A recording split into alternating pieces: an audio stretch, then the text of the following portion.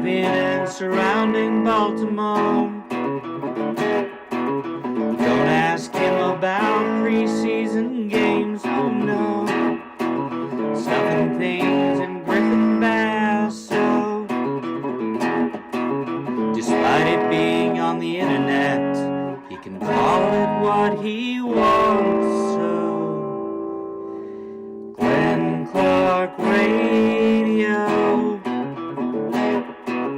Glenn Clark Radio. Glenn Clark Radio.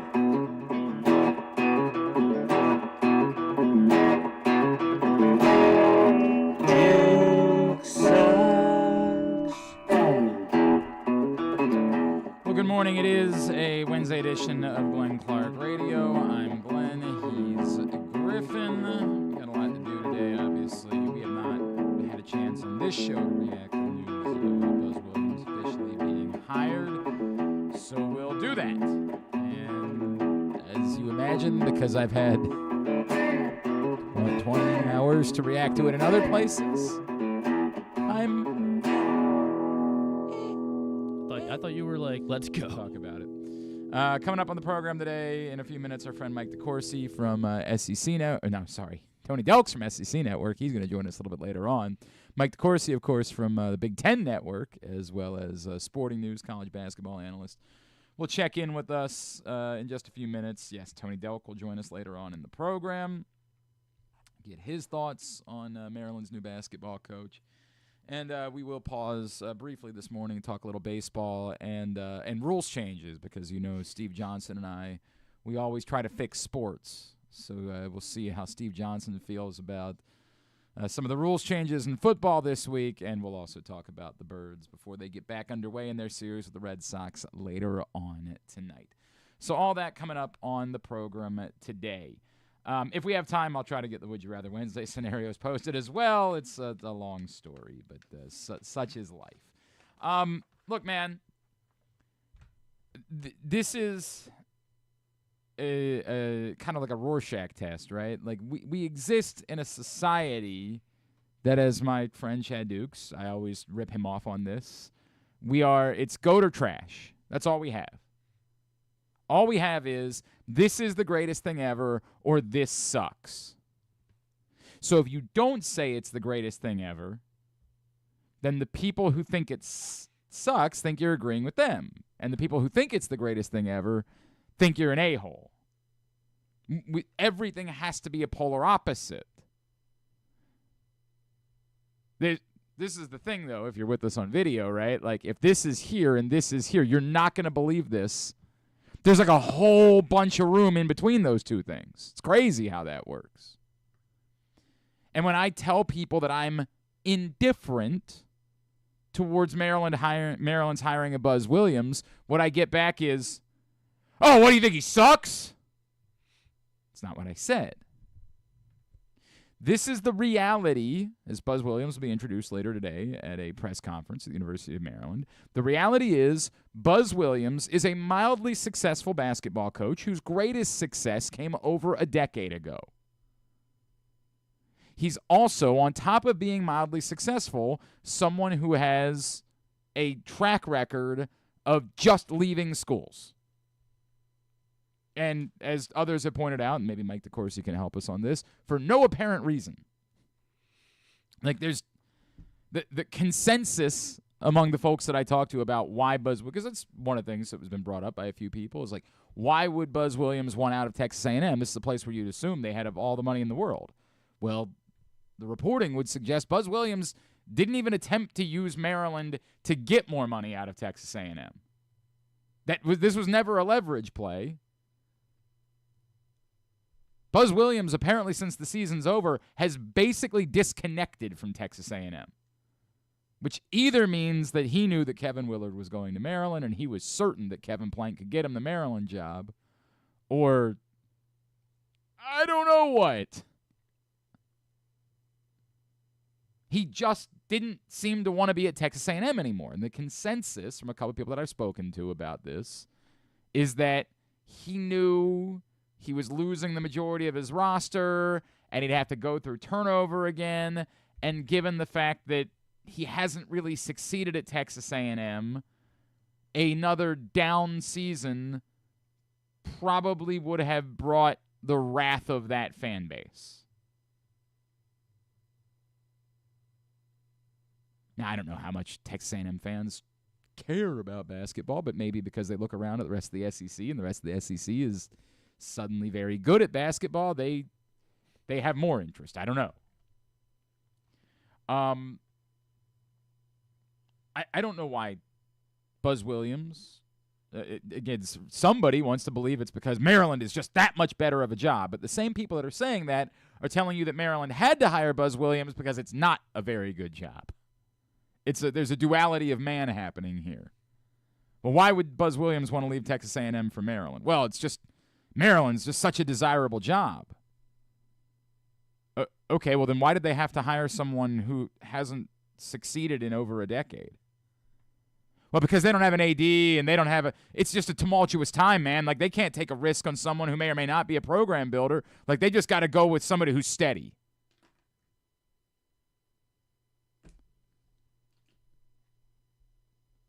I think Buzz Williams is a safe floor hire. I don't think it's likely that Buzz Williams is going to fail in like a Kenny Payne type of way. Few do. It's a very special, very rarefied air that Kenny Payne found at Louisville.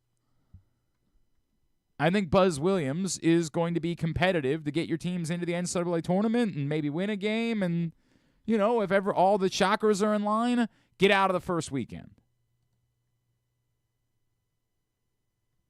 Is he going to do that immediately? Because, again, the problem with saying that this is the hire Maryland needed to make, given the tumult within the department, is that what you're saying is, well, you can't bring in, you know, someone who doesn't have significant, you know, high-level experience, because with everything going on, that it's too much to ask of them to be able to develop and build a program. Well, then you got to hire Buzz Williams, and we got to judge Buzz Williams pretty quickly, because he's the guy that's supposed to be able to overcome those things and quickly build the program. So if you're saying that he can do those things, and there's no 2-year grace period here. It's you got to go build a roster ASAP, however you can. Can you get Rodney Rice back?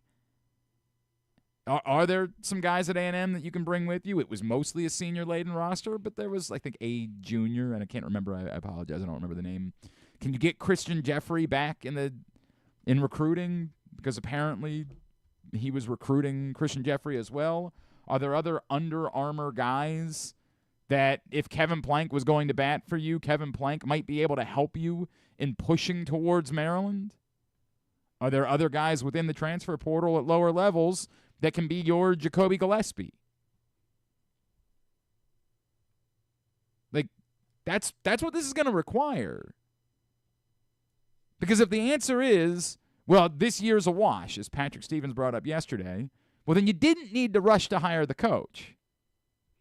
You didn't just need to go with the first guy who batted his eyelashes at you. You could make sure you did the entire thorough process, vet all of the candidates, and try to find someone if you accepted that you were going to be taking a step back this year. But if you had to hire a coach within 2 days, which is what everybody kept telling me, well, you only had 2 days to hire a coach. Who set that deadline? And we keep saying the words, well, the portal's open.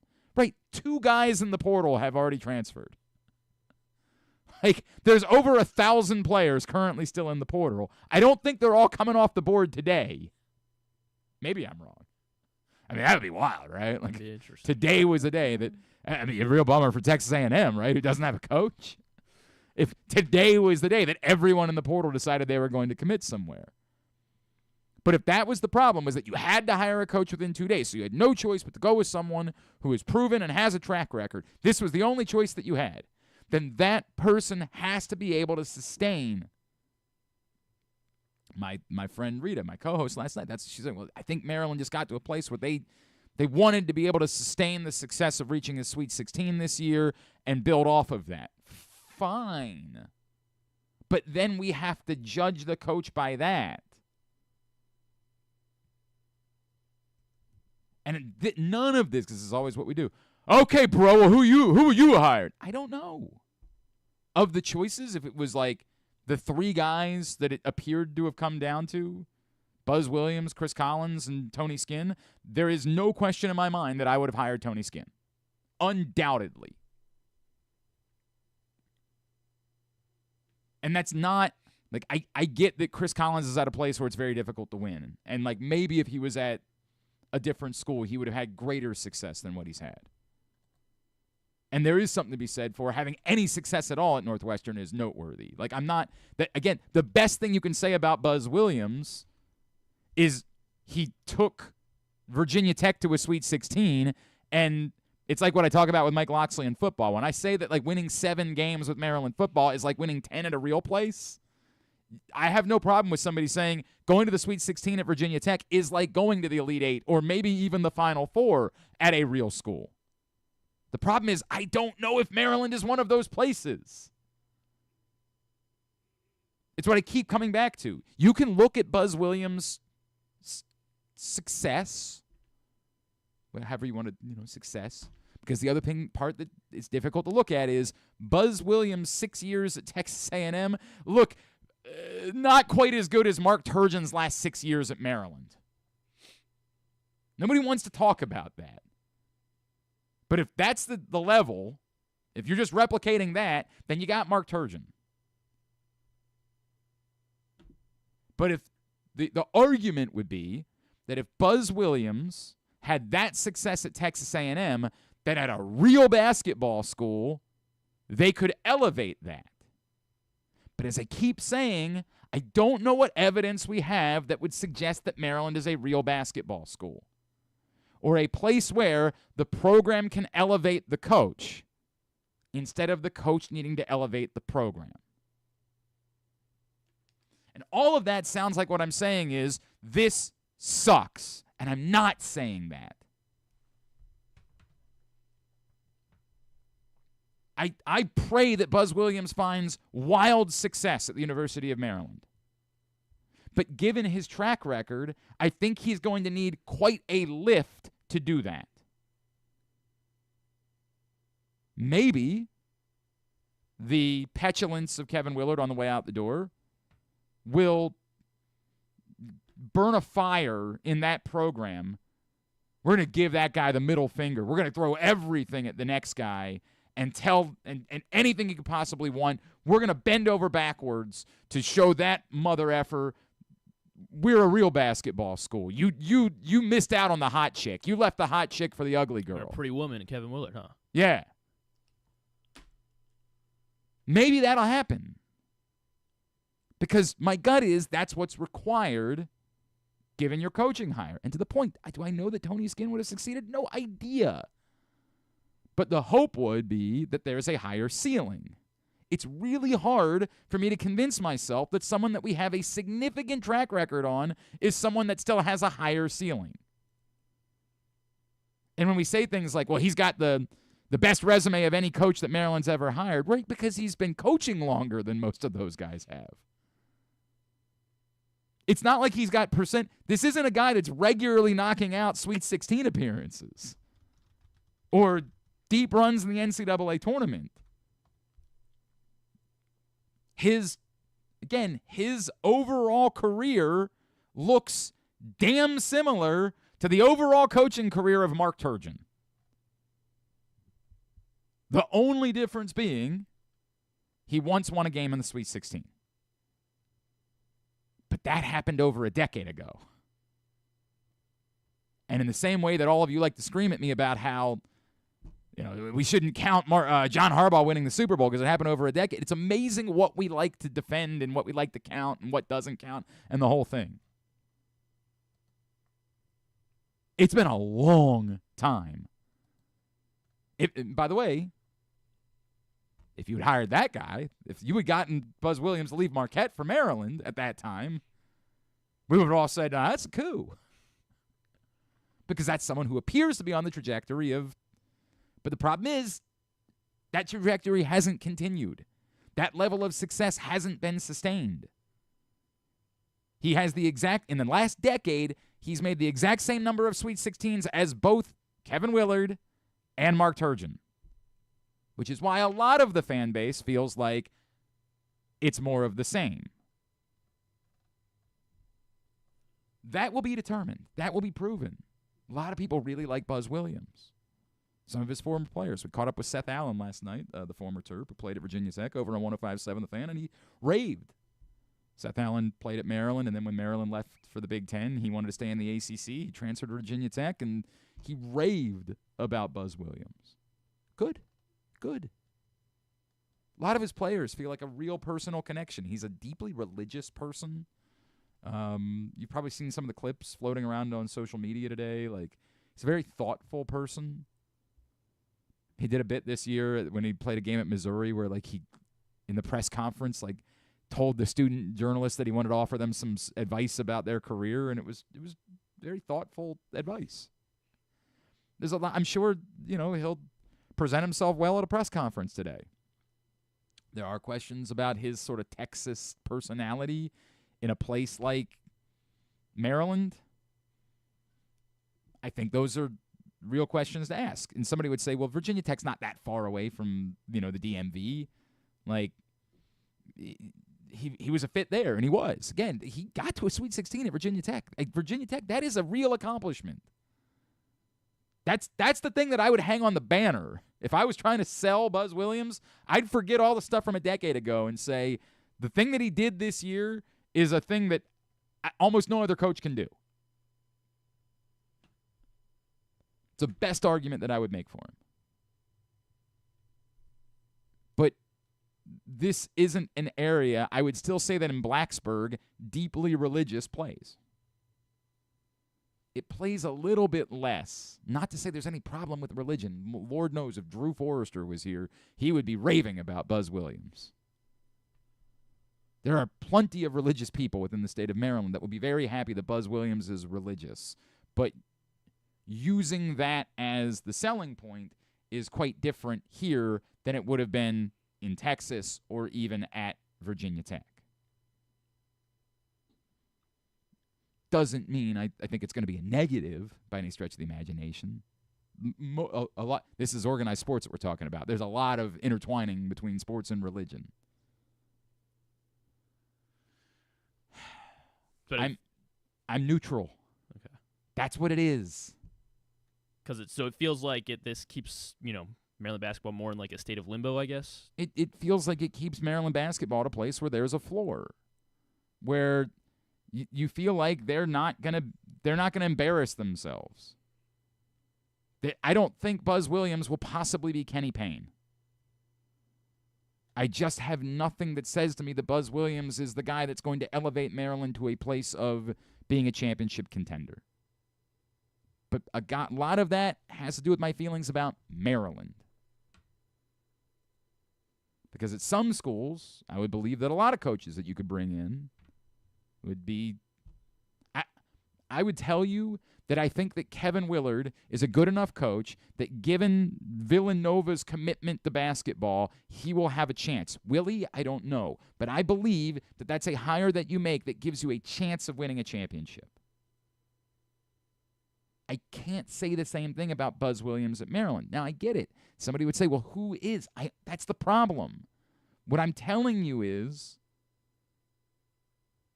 Maryland has as much to do with this as anything else. And I did think that Maryland at some point needed to roll the dice on this guy who hasn't proven himself yet but might have a high upside. They seem to go kind of here. Safe floor, lower upside. Whereas maybe it was time to go with somebody a bit more volatile, to play for the highest upside. But that requires you to recognize that you're not the school that has shown the ability to elevate the coach. And that's a tough thing to do. But I'm just one man. Lots of people have their own opinions. And I am not telling you that I'm negative in any way. It's not negative. It's neutral. We live in a society where, again, nothing's allowed to be neutral. It's got to be the hottest of hot takes. This is the greatest ever. This is the worst. I'm not there. I'm neutral about Maryland's hiring of Buzz Williams. Let's find out from people far more intelligent than I what they think about it. Joining us this morning, one of our favorites, of course, you see him on Big Ten Network. He's Fox Sports, and also with the Sporting News, where he covers college basketball. Our friend Mike DeCourcy joins us this morning here on the program. Mike, it's Glenn. It's always good to talk to you, sir. Thank you so much for taking the time for us. Oh, happy to do it, Glenn. Mike, I just said I'm a neutral. My feelings are neutral about Maryland hiring Buzz Williams. I think you just got yourself a coach with a very safe floor who's going to be steady. My question is, do we know about Buzz Williams' ability to elevate a program like Maryland into championship contention? Because I'm not sure that Maryland anymore is a program that elevates the coach and might need the coach to elevate the program. Well, I think that's a fair point. I think that Maryland can elevate the coach if you use the resources that are available. And I think the whole Crab 5 element of this season's team, it was sort of the start of what Maryland basketball ought to be, or a return to what Maryland basketball was at its height, and that is wanting the local players to want to play there. Mm-hmm. That's its superpower. The DC metro area, the DMV, I've said this for years. It's the best. It's the best place for basketball. It's the best. It's the place where KD comes out of, or Juan Dixon, or Melo, or now Derek Queen. That's where they come from. And in years when that's not, every great talent spot has down years. In years when that's not fruitful, you have to have plan B, but plan A can't constantly be overlooked or underutilized. And I think that's where it can elevate him. He's been now, there's no other coach with a resume like Buzz's. Mm-hmm. Look, nobody does what he does. He's been at 4 different major programs now. Nobody else has done that over the last 20 years. You go from 1 to 1 to 1, like from basically from D to C to B to A maybe, or maybe you skip some steps in there. But when you get to A, you mostly stay, unless things aren't going well. But if things are going well, you mostly stay until you either make enough money that you don't want to do it anymore, or like Billy Donovan, you win a couple of championships and you want to see what coaching at a different level is like, and all things like that. But very few coaches do what Buzz has done with his career, and I think it's interesting that would be the coach they'd choose so soon after Len Elmore had gone public. The great Len Elmore, a friend of mine, who went public with the idea that he wanted a coach who was more rooted to Maryland or more committed to Maryland, and then they go and hire a coach who has literally coached at 4 different major programs. As I said, no one else does that. If you're at Marquette, maybe you climb up to a Maryland or something like that, or maybe to an A&M. But to go from to Marquette to Virginia Tech to A&M and now to Maryland is a very unusual career path. And so it'll be interesting to see what he can make of the assets that Maryland has, and see whether he can turn it back into what it had been, what I guess now 20 some years ago. Do you have any knowledge why has that been Buzz Williams' path? And that it's a question that I've gotten a lot of theories from a lot of different people about, Mike, but why has he never stayed terribly long in one location? And is there any reason to think that this is the final destination he was looking for, or this is just going to be the next place where he's there for 5 to 6 years and then kind of decides to move on and do something else? Well, I will say that this is the best job he's ever had. Although he has gone from one major program to the other, each time there was a degree of improvement in terms of the nature of the job. I don't know that Virginia Tech has had a better history in basketball than Marquette has, but it has greater resources. At least at the time. Things are going to change now with all the revenue share and all that. But at the time, there were resource advantages to Virginia Tech over Marquette, and the same definitely was true when he went to A&M. Massive increase in resources at A&M, and Maryland is sort of the first time he's finally had a job that has presumably both the resources and the basketball interest, the basketball-centric concept. It certainly wasn't true at A&M. It certainly wasn't true at VTech, and it was at Marquette. But again, not the same depth of resource there. So this is the first time he's had a job like this. He's 52 years old now, so even though he's been in a lot of great places, he still has a lot of time left to coach. And so I think if Maryland's not the place, then I think it will be because he didn't succeed more so than anything else. And I don't expect him not to succeed because he hasn't failed anywhere. He's always been good. We're chatting with Mike DeCourcy here on GCR. Mike, I know that's true, but when I say it's a safe floor, I think the part that is interesting, beyond just the fact that he's left, is that when we look at his resume, the best part of his resume is, of course, what he did at Marquette over a decade ago. And in the last decade, he's been to one Sweet 16. And I think that's the part that kind of comes off a little bit more like, is this still an ascending coach? Is this a coach whose best years are ahead of him, or is this a coach who's almost going the other way at this point in his career, where we kind of know that he's not that highest level of head coach? I think that's a fair question. And I think the answer to your question before about why, I think it has to be also looked at from the Maryland side. And that is, okay, you get into this pool at this time, and what are your options? A lot of the really attractive coaches who are movable have already moved. Darren DeVries, just to use an example, from West Virginia to Maryland. He might have considered, sure, although it certainly wasn't geographically the direction we would have imagined him traveling. It certainly would have been athletically the direction. And might he have been interested in Maryland if he had still been in the pool? I think he might have. I would throw Nico Medved and Ryan Odom's names into that list as well.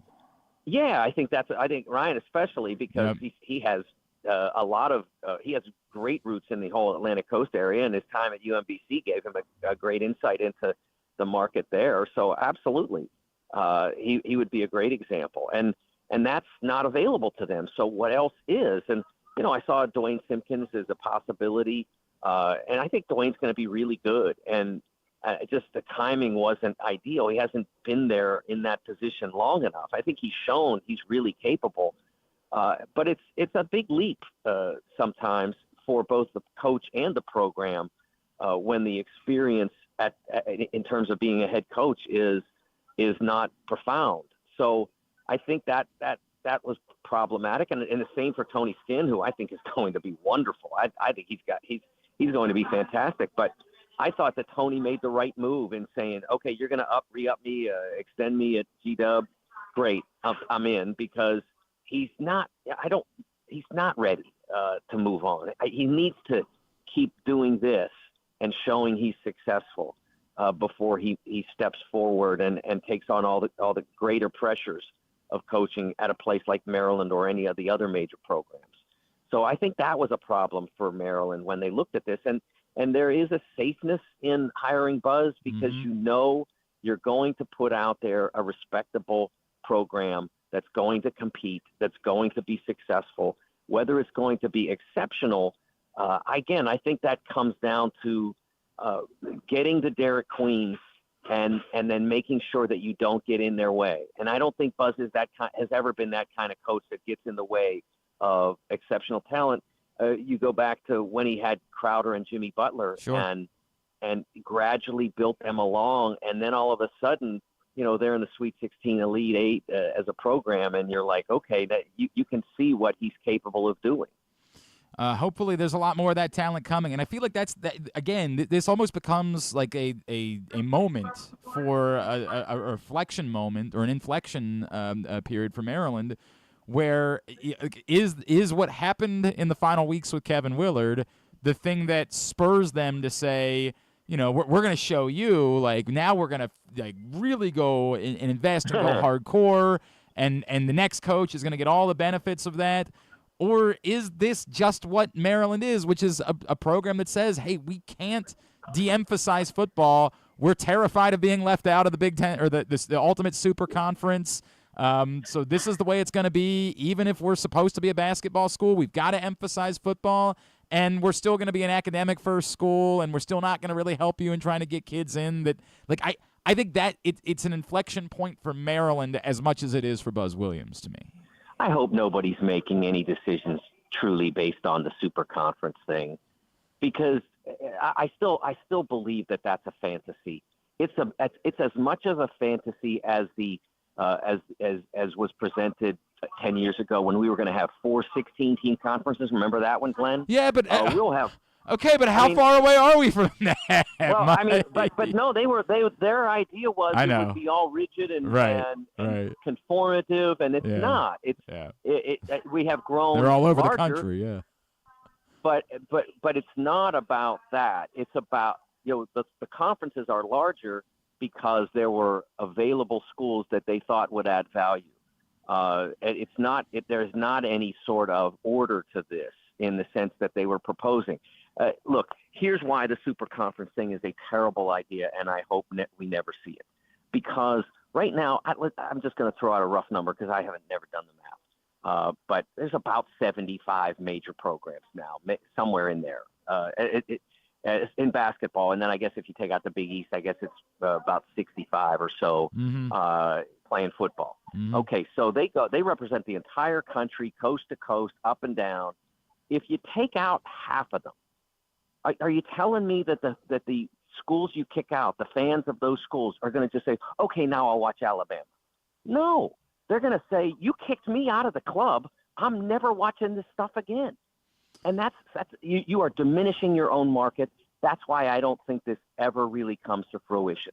Do we have now two conferences that are way advantaged over the others? Absolutely. But the point at which you start throwing people overboard is the point at which your product starts to lose interest and value. And so I don't think that we're going to see that. I think there may be some more plucking off at some point of this school or that school, but I mean the ACC is not going out of business. What would happen to Pitt and Boston College and Syracuse and whoever else? I mean, they're not going out of business. They may lose some of their top tier programs. I can't say for sure, but I hope that doesn't happen, because I think that college athletics is healthier in the state that it's in now. We could do a 6-hour version of this show, Mike, and I think it would be interesting. I know exactly what you're saying. I also don't know if the Big Ten doesn't just say, well, hey, if you're going to be in the league, you've got to show us that football is where our bread is buttered, and you got to show us that. And I think I think Maryland is in a tough spot with that, because we all know Maryland inherently, you're better off being invested in basketball because that's where you can win. But does being in the Big Ten require you to say, but we're going to show that we are doing everything in our power because we need our piece of that TV pie, and we know that football is the biggest driver of that, right? Like, does it require you to show to the league, we are committed and we are trying in football and we want to hold up our end of the bargain? I think it does. I think you have to try, but I'm not sure that you don't try in both. I think how you do it is a delicate balance. Yeah. But look, you're not ever going to be Ohio State. That's just not who you've never been that. So why would it change now? But you have to try to be the best version of Maryland, sure, without a doubt, because also there's money to be made, not just in continuing your Big Ten membership, but in being successful and people embracing the product locally. Yep. So I think that there is a value to that.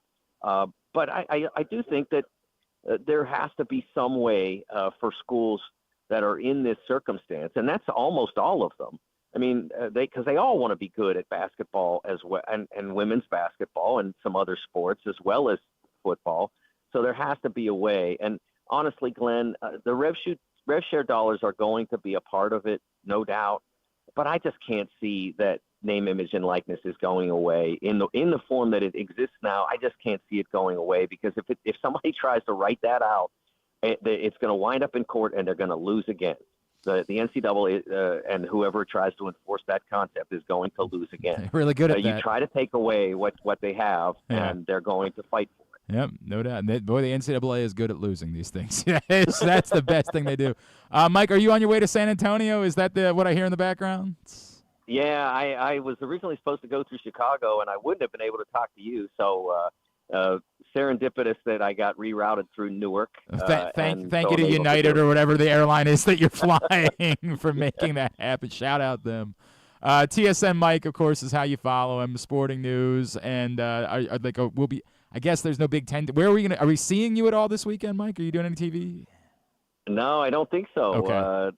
Unfortunately, Michigan State lost, and so no Big Ten team this time. But we'll see, maybe next year. Very good. Mike, always appreciate you, man. Thank you for spending the time with us this morning. Thanks, Glenn. It's Mike DeCourcy with us here on GCR. We got more. There'll be more Buzz Williams throughout the course of the show, we promise. But for those of you that are more baseball inclined, we'll chat with our buddy Steve Johnson when we come back in. That's on the way. It is a Wednesday edition of Glenn Clark Radio. Driving in Maryland? Did you know an Easy Pass from DriveEasyMD.com can save you time and money? Of course you did, because you are a thrifty driver. An antenna reads your Easy Pass transponder and automatically deducts the toll from your Easy Pass account. There, you just saved money with Easy Pass, all without slowing or receiving a notice in the mail. Well done, thrifty driver, well done. Get your Easy Pass at DriveEasyMD.com. Baltimore's Classic 5 golf courses make golf fun and affordable. All 5 local courses, Pine Ridge, Mount Pleasant, Forest Park, Carroll Park, and Clifton Park, are challenging and fun for players of all skill levels. Book your tee time today at classic5golf.com. March is a slam dunk at Live Casino. Catch all the basketball action and more at Sports and Social. Enter our $80,000 Dolce & Gabbana giveaway on March 28th. And catch the Baltimore baseball jersey giveaway March 31st. Take your shot at Live Casino and Hotel Maryland. At Arundel Mills, must be 21. Please play responsibly. For help, visit mdgamblinghelp.org or call 1-800-GAMBLER. Gambling can be a fun and entertaining experience, but there are risks involved. If you're planning on betting on the game at the casino or on your phone or computer, know your limit, stay within it. Set a budget and a time to stop. Remember, gambling isn't a financial solution, and it doesn't mix well with alcohol or drugs. Know the risks and have a plan before you begin gambling. For free and confidential services, call 1-800-GAMBLER 24/7 or go to helpmygamblingproblem.org. The latest edition of Press Box is available now. On the cover, Glenn Clark and I sit down for a Q&A with Orioles owner David Rubenstein, discussing what he learned from his first year as owner, his goals both on and off the field, and his involvement in baseball decisions. Also inside, Brooks DeBose profiles new Oriole Tyler O'Neill, and we meet college lacrosse players from around the state. Press Box is available for free at over 500 locations throughout the region, including 60 Royal Farms stores, or you can read the entire issue online at PressBoxOnline.com, where you can also find great betting advice and the best daily coverage of the O's, Ravens, and Terps. Contrary to what some people believe, I actually like this guy when he sleeps. Glenn Clark, talking sports. All right, back in here on GCR's continue along on a Wednesday edition of the program. Today's show brought to you by County Sports Zone. It's countysports.zone. It's proudly sponsored by your local Toyota dealer and buyatoyota.com. Everything you need to know about high school sports in the state of Maryland, boys and girls lacrosse, baseball, softball, anything at all that you need to know. They've got you covered. Scores, schedules, news, updates, rankings, and even all the other sports, even, golf, things like that. They've got it all covered. Every score, every school, Every team throughout the state of Maryland, they've got it for high school sports at countysports.zone, which, again, is proudly sponsored by your local Toyota dealer and buyatoyota.com. Let's talk some baseball, but also let's, as you know, our next guest and I, we like to try to solve the world of sports, and there's a lot of talk this week regarding rules changes in football, so we'll figure out where we are with all of that. He is, of course, our friend, Mr. Steve Johnson, former Oriole, and he's back with us here on the program. What's going on, buddy? How are you? I'm doing good. How you doing? I'm all right, man. Cedric Mullins made me very happy on Monday. Yeah, he did. That's my guy. You know that. I love me some Cedric Mullins. Steve, before we get into the Orioles, your reaction to I know I agree with you about the 5 and 10 yard penalty thing, getting an automatic first down. The NFL does not, apparently, because they said, get the F out of here with all that. That's the way it is. You get a 5-yard penalty on 3rd and 26. We want offense. We want teams getting out of 3rd and 26s however they can. Go screw yourself. I was not pleased about it. Yeah, I don't understand it, but yeah, there's a lot of rule changes that don't make sense. So, it is what it is. I was very happy about the idea of them changing it so that both teams get the ball in overtime. I just don't understand why they're keeping it at 10 minutes. Like they're asking for there be more ties. Why do we keep signing up for scenarios that involve more tie? Yeah, I don't understand that one because.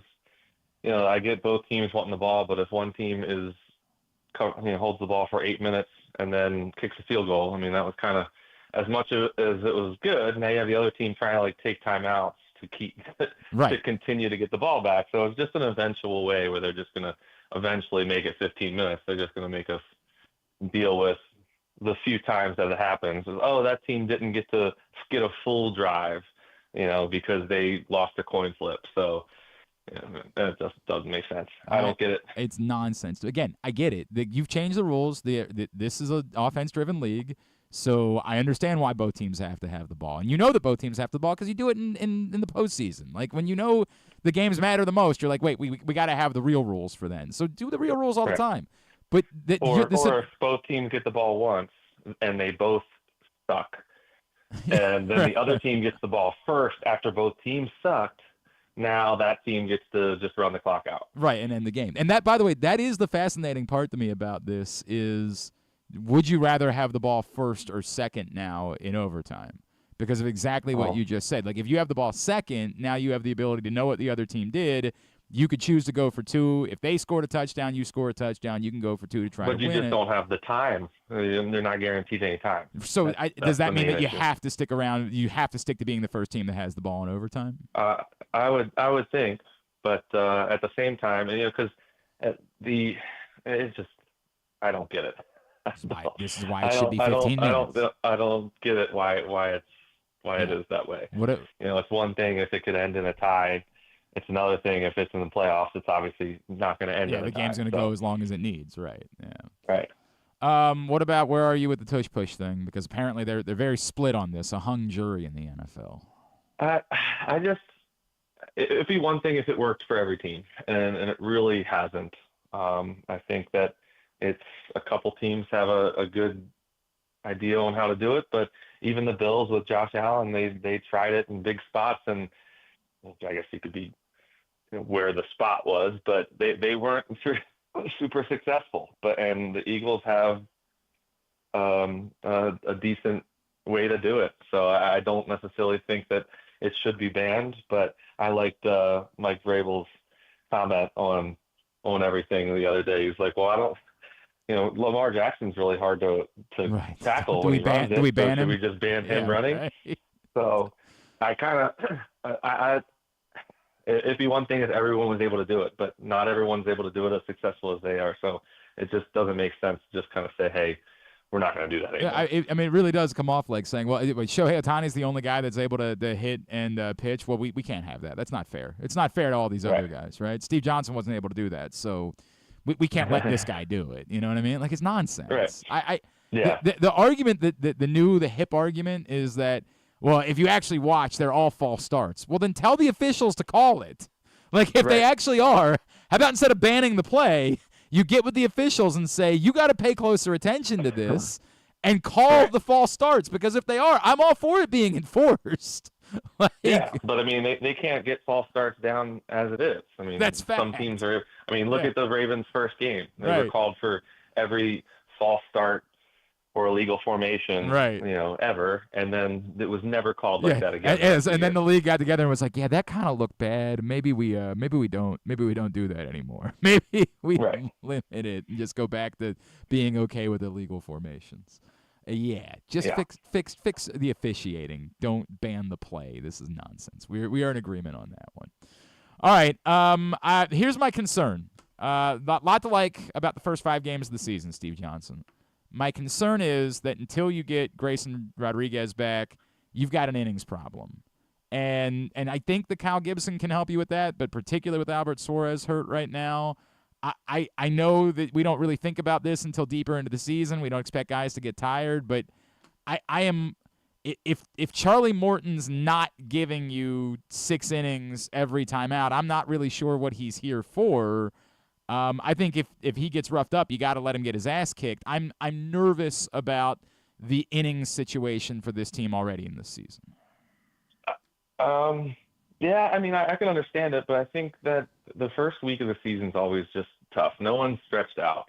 Everyone's really going to go into that 4 to 6 inning range. I mean, it's just kind of usually the way it is. It's just no one gets stretched out enough. No one's in fully, full season form. So it's really tough to judge who's going to be a guy. But I mean, I think that in general, everyone should get stretched out. I mean, the way offenses are, you're going to give up your runs.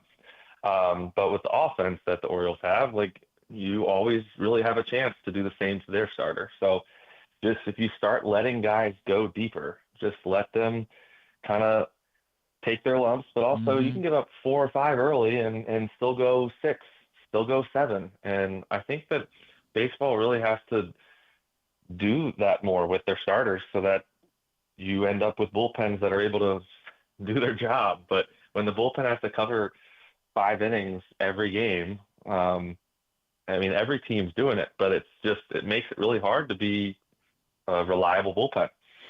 I think we're chatting with Steve Johnson here on GCR. I agree with everything that you just said. It is early on in the season, and I do think you need to let him get stretched out. I also think that the nature of the Orioles and maybe the data era of baseball is right, but now when we're in the 5th inning and we've already given up 3 to 4 runs, we got to start playing matchups at this point. And I get the thought, and we saw that obviously with Dean Kramer the other day and saw it with Povich on Monday. Not that I think they were going to go much deeper with Povich because he was already up over, 80 pitches at that point, so I don't. Yeah, when you strike out 8. Yeah, I mean, it was a really weird outing, right? Like, I didn't look to see what the Red Sox BABIP was for that day, but it had to be damn near 100. They either were on base or they were striking out. I do understand where they're at the place where they say we need to start playing matchups now. Like, that's baseball at this point. I just don't think that mathematically that works, because you're going to end up being very taxed very quickly when you do that. Yeah, that's my biggest issue with MLB watching it these days is that, you're trying to watch these managers manage the bullpen and manage innings. And it's like all these guys are pitching back-to-back days, like every single guy in the bullpen. And that just didn't even happen anywhere close to the amount of when I was playing. It just didn't.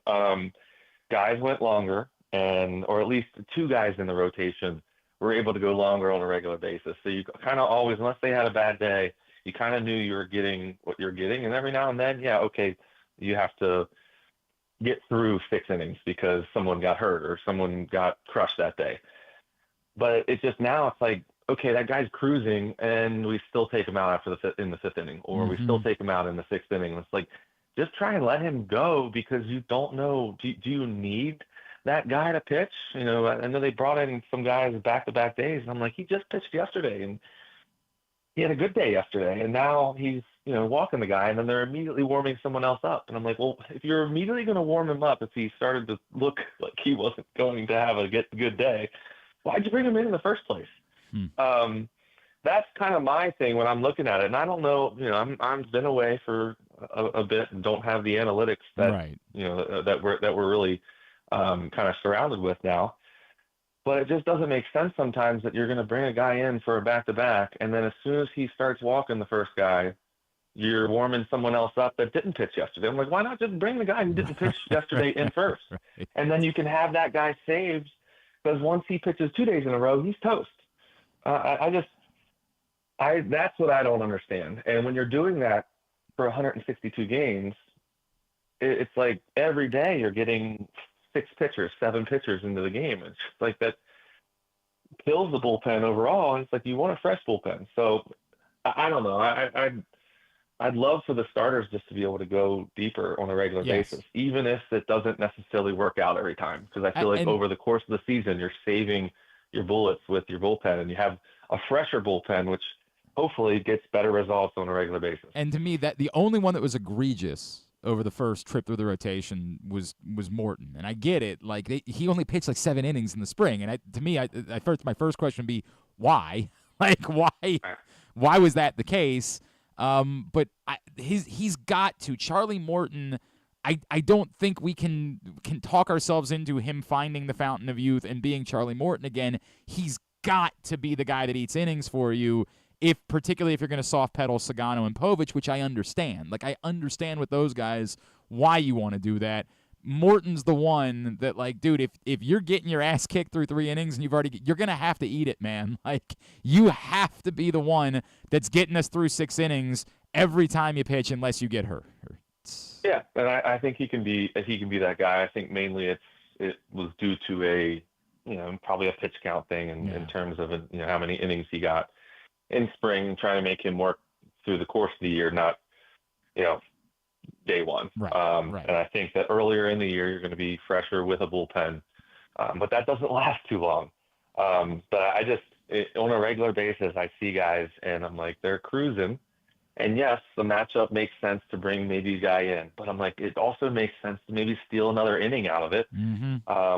And I tell people all the time, especially with the kids I train, it's like sometimes you are finding yourself through the first 4 innings, and you may get through it, and you don't have a curveball, and you don't have a slider, and you're trying to just go fastball, changeup, and trying to continue to throw the other 2 pitches to figure it out. Yeah. And then all of a sudden, maybe your legs get a little bit tired, your body starts kind of going through, you start to throw it enough, and all of a sudden in the 5th or 6th inning, you find that curveball. And you're like, man, I finally got it, and I'm feeling like I can throw any pitch at any time.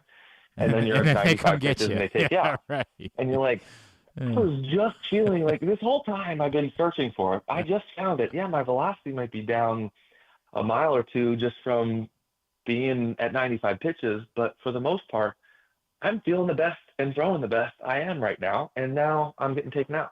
Like, let me go 1 more inning, see if I start to tire. But I get it, if they're trying to get it before the wheels fall off. But I'm like, sometimes you can go with 2 more innings. I get it. Let that starter have his good day. And, now it's just like, why do we even have starters? Well, it's my partner just was trying to argue over the weekend that we need to reclassify what a quality start is, and just say, like, if you go now, if you go like 4 1/3 and you don't give up 10 runs, we should just call that a quality start at this point, because that's the way it goes. Yeah, and I get it. Games changed, but I just don't know if it's changed. Everyone is talking about how Manfred's talking about possibly making the starter go a certain number of innings, or they lose the DH or whatever it is. And I, in terms of injury, I don't like it, because I feel like there has to be a really good grace period there. You also don't want just someone going out there and giving up 15 runs and throwing a certain amount of innings in a certain number of pitches in an inning, because that's not good either. But I think maybe if they know they need to go longer, that maybe you kind of, instead of getting these guys who know they're only going to have to go a certain number of innings, now maybe they try and stretch it out and throw differently to be able to last. Hey, even if I'm throwing a lot of pitches, I might have to go a little bit longer today. So maybe they kind of hold back and really kind of work on their craft a little bit more when they know that they have to go longer. I don't know. It'd be interesting to see. what you saw from Bautista on Monday, Steve, like there were a couple times as Griffin and I were sitting there where I like audibly made a noise like, "Ooh, that looked like Felix Bautista." Like that's the guy that I remember. And then of course he got tagged a couple times in the process. Some bad luck in there with what should have been a called third strike. But did you see a guy that like, okay, if that's what you're getting today, you're confident that he's the 2023 version of Felix Bautista again soon? Or is there anything that you've seen so far that's still concerning to you? I mean, I didn't see anything that was concerning. I think it's always tough when you bring in a closer in a non-closing game with a big lead. It's the mentality is a little different. I think it's tough to. I see it all. You see it all the time when closers come in a non-closing situation. It usually doesn't end up great.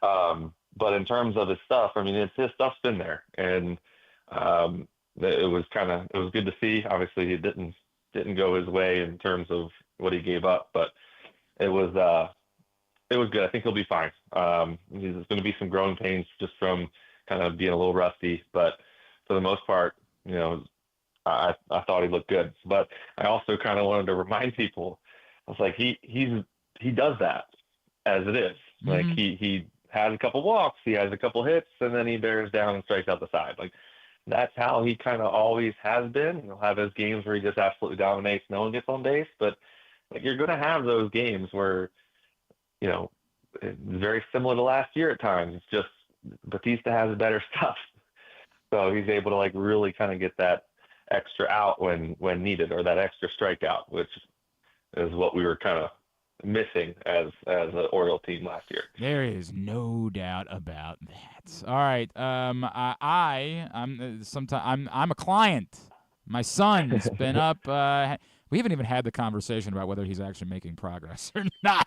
We haven't even like sat down and. He's doing great. All right, if you say so. I know he's got it feels like there's a little ADD that kicks in sometimes with the boy. Remind everybody about what you're doing at Optimal Baseball Performance.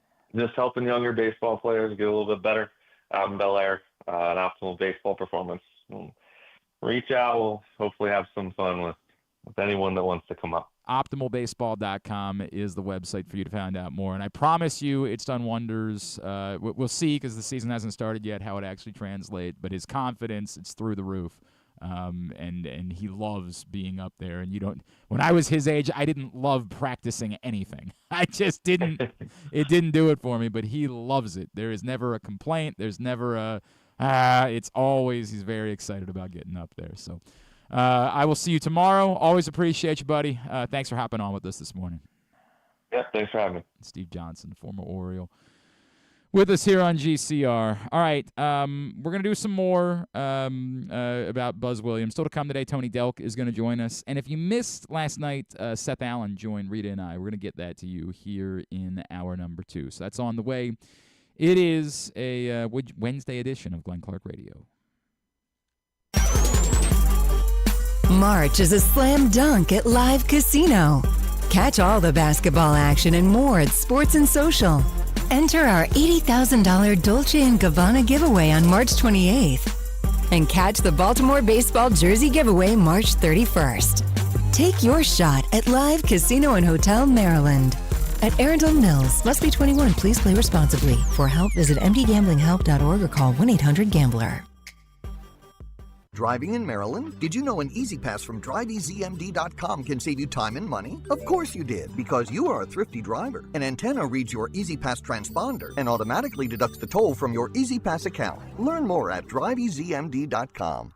Treat yourself and taste the Baltimore tradition that is the legendary Costas Inn. Hey, it's Stan the Fan Charles. For over 50 years, the Costas Inn has been a Baltimore original, dishing out their amazingly scrumptious, fat, award-winning crab cakes and steamed crabs. Every season is crab season at Costas, so make your plans now by calling 410-477-1975 and reserve your taste of heaven. Sit back, crack some crabs, and watch the Ravens chase down another title on Costas Costas' 15 TVs. On Monday nights, Costas offers their half-pound jumbo lump crab cake with 2 sides for under $30, and there are nightly specials Monday through Friday. So head on down to the Costas Inn at 4100 North Point Boulevard or visit them at costasinn.com. Gambling can be a fun and entertaining experience, but there are risks involved. If you're planning on betting on the game at the casino or on your phone or computer, know your limit, stay within it. Set a budget and a time to stop. Remember, gambling isn't a financial solution, and it doesn't mix well with alcohol or drugs. Know the risks and have a plan before you begin gambling. For free and confidential services, call 1-800-GAMBLER 24/7 or go to helpmygamblingproblem.org. Want to improve your golf game or learn to play for the first time? The Baltimore Golf Academy has fun, instructional programs for the beginner golfer to everyday players. The Baltimore Golf Academy can take your game to the next level. Enroll today at baltimoregolfacademy.com. Whether your focus is luxury and comfort, convenience and technologically advanced connectivity, or sporty performance and aggressive styling, we've got the perfect Highlander for you. Check out buyatoyota.com for deals on new Highlanders from your local Toyota dealer today. Coming back in here with Glenn and the other guy, Garrett, whatever his name is. You know who they are. All right, back in here on GCRs, continue along on a Wednesday edition of the program. That was the other news yesterday was the tush push was tabled. They didn't say they weren't going to ban it. They just said we will revisit this conversation. And all the reporting is apparently it was a very passionate argument and very contentious on one side or the other. I heard our buddy Cordell Woodland, who you know I love and was my white knight on opening day. It's my guy. Making the argument about the false starts. Like, they're not calling the false. If that's the argument, if that's the new du jour attempt to ban the tush push, this is very simple. Then you get with the officials and you say, call the false starts. And a lot of people have shared the video of a touchdown that the Eagles scored against the Ravens this season as the example of a clearly missed false start on a tush push. Absolutely. Get with the officials and say, look, we've dove into the tush pushes for lots of teams, and we're seeing that there's like regularly called false starts here. Been a lot of arguments about like neutral zone infractions on those plays, and like I don't think that argument is as strong because in fairness there's neutral zone infractions on a lot of plays, like a lot of them. But the false start thing, and like that's the one that everybody's showing is the one from the Ravens game. Okay. If you're going back and looking at the data and you're seeing that. And I get why there would be more false starts on those plays. I get that everybody's trying to, get low and get forward and, win their matchup. If you're going through and you're seeing that there's a false start problem on tush pushes, then you need to get with the officials. Or as we're expanding replay assistance, perhaps we say, hey, this is tough, because there's a lot of bodies right on top of each other, and the officials are all the way down on the end of the field. So it's tough for them to see. There's more tightness to a tush-push play than there is the average play, and it's more difficult to recognize it. So maybe you say that we need to add like a down marker camera, although maybe we're doing away with down markers, a down marker camera that helps us. And that up above, they can buzz the false start. The argument can't be, well, it's hard to officiate, so we can't have it. That's farcical. Are the NFL teams pitching it that way? That's been a hot argument that's been made in the last 24 hours. It feels like the way that because I think, was it Sean McDermott who specifically said, it's an injury waiting to happen? But it's, again, everybody that's made that argument has acknowledged we don't have the data. Okay. There's no data that says that. It's just we are, and again, you can make it sound intelligently, right? Like, well, it's a dog pile, and we know the way that things work in dog piles. Guys get hurt. Like, we can say that, and we can sound intelligent, but we have no data to work with. It's sort of, well, it's not like, I would say it's like people saying Lamar Jackson's going to get hurt because he runs, but the opposite was true. It's like we had all of the data, and the data said no, you're full of S. You have no idea what you're talking about. We don't have. I just don't get why it's such a divisive topic for the best argument. People. I've said this a million. The best argument that can be made is the one that you don't want to make. The best argument that you can make for banning the tush push is an entertainment value. That we don't find there to be entertainment value on a tush push play. It's just line up, fall forward. It doesn't. Takes all the. It's like, oh, it's 4th and 1. This is a big play, and then it's. But as I've said before, you're gonna get. Like there's lots of plays that aren't entertaining. Now to the NFL's, like if I gave them the benefit, they're trying to, like they're farcically forcing kickoffs to be a thing. To add entertainment to that, is next going to be they get rid of spiking the football to stop the clock? It's not an entertaining play, is it? Is there anything entertaining about watching a guy throw the ball on the ground? I mean, maybe there are people that really. Yeah, when Matt Stafford goes up and says, "We're clocking it, and then he doesn't clock it. There's always a tweet that I love every year on every time they vote for Speaker of the House or something like that, and it takes like 6 votes to get through, and they show on television like Johnson, how do you vote? Smith.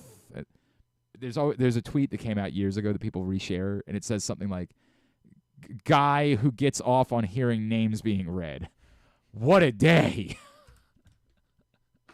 And like maybe there is that guy, the guy that just gets off on like that's how you get your jollies is watching human beings throw a ball into a ground. QB kneel. Oh hell yeah. Oh, this is my moment. Yeah, can you take the QB kneel out? You have to run a play. Yeah, that's. I mean, somebody told me that one of these Fakakta leagues actually might have tried that. Like they got rid of QB kneels. Like why the UFL's going places. I don't know if it's the UFL or not. I don't know. You could have to tell me that like one of these Fakakta leagues said you have to, if it was a penalty if you didn't get positive yards in that situation. So you had to hand the ball off. And if you got stopped in the backfield, or maybe it stopped the clock, they created some Fakakta rule that took out QB kneels. And I wish I could remember because Lord knows I don't watch any of these other football leagues. I have no idea. Or maybe it was an experiment that they tried and I don't know. I don't know what.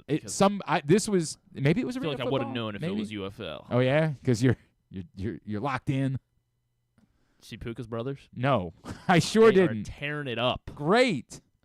Ravens. When we inevitably don't draft a good receiver. By all means, bring in every. I remember people getting worked up when they signed DeVere Posey once, and I was like, "What? Why are you? Turn over every rock you possibly can to find a wide receiver." Who's DeVere Posey? He was an Ohio State receiver who got into the NFL but wasn't very good, and then went to the CFL and found success, I believe, with Mark Trestman. Oh. Okay. And then the Ravens signed him, and all these Ravens fans were like, "This is typical Ravens. They're not serious about wide receiver." I remember Kyle and I just being like, "This shows that they actually are." Right. Well, it doesn't show that they're serious. It's just that, like, yes, do all of these things. Find a Canadian Football League wide receiver. Draft 2 guys. Do all of it. Get 20 wide receivers and see if you've got one. Do everything in your power to try to find a wide receiver. Someone with the last name Nakua. I would take him. Sure. By all means, go ahead with Puka Nakua. I don't care. Or Puka, Spooka Nakua, whatever the hell this person's name is. I don't know. Something that makes sense, I think. But to the point, you are farcically trying to eradicate a play. Kai and Samson Nakua. Sure. They sound great. Yeah. They both score touchdowns. I mean, look at that. Who do they play for? They play for the Michigan Panthers. They got both? Yeah. Got a monopoly of the Nakuas. I heard Puka's thinking about going. I felt this after watching the Orioles rotation the first week through. I had that episode of Veep where Selena's at the Orioles game, and she's like, she meets Tommy Hunter, and he's like, "And what do you do?" And he's like, "I'm a starting pitcher." And then she meets, I wish I could remember who the other one was, and the other guy, Jake Arrieta, I think, and is like, "And I'm a starting pitcher." And she's like, "No, he said he was the starting pitcher." Well, ma'am, we're both starting. What?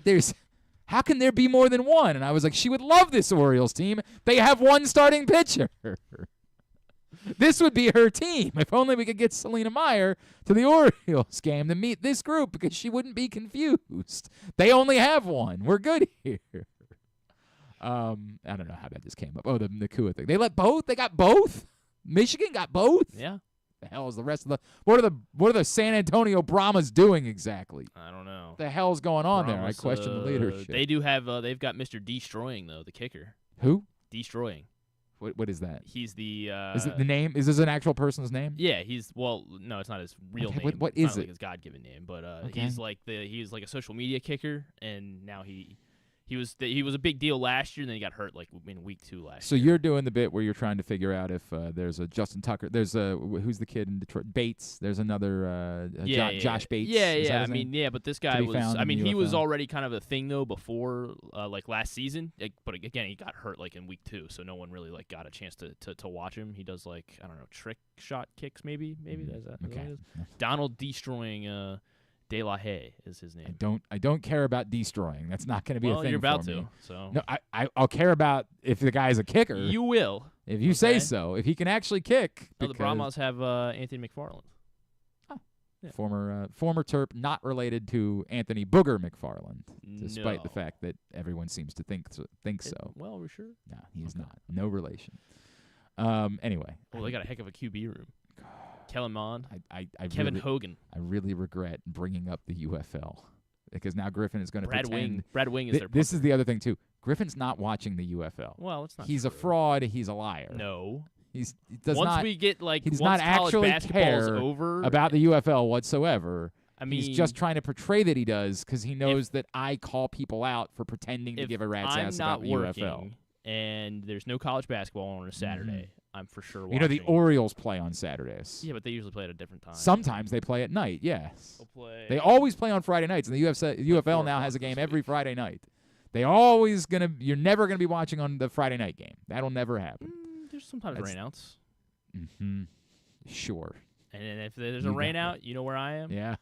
I'm over on Fox. Yeah, that's what you're doing. That's Fox's big answer on Friday nights. Is the They're like, we got rid of SmackDown. What are you going to replace it with? They're like, we got this, no problem. We'll do football. We'll do college. We'll do college football, watches. and everybody's like, all right, you're onto something. And then what when college football ends? College basketball. Okay. Like, usually have Purdue playing or something. Maybe. Like, not quite as interested, but all right. And then what happens when college basketball ends? The UFL.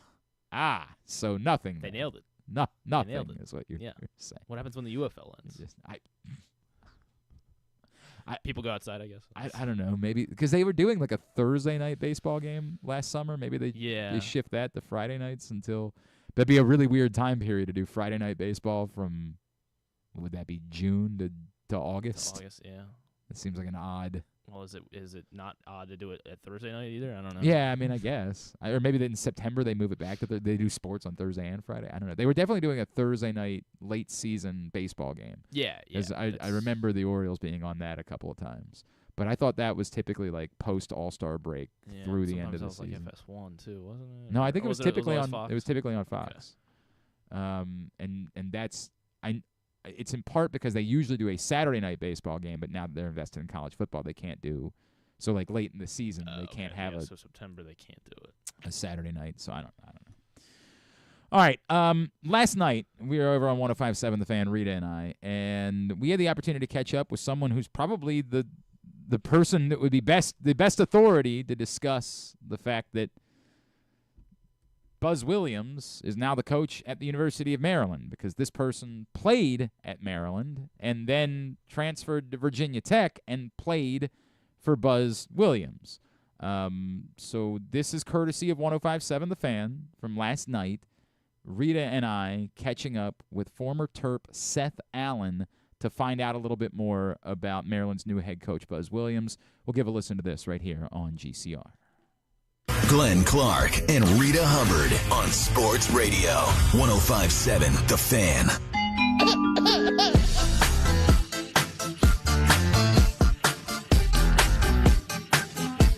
Reeta and Glenn, 105.7 The Fan. Glenn and Reeta on 105.7 The Fan. Maryland basketball has a new head coach. Announced today that they hired Buzz Williams to replace Kevin Willard. Our next guest might know this situation, might be the best possible person there is to speak on this, because he both played at the University of Maryland and then transferred to Virginia Tech to play for Buzz Williams. Joining us now here on the program, former Terp Seth Allen is with us on The Fan. Seth, it's Reeta and Glenn in Baltimore. It's great to chat with you, man. Thank you for taking the time for us.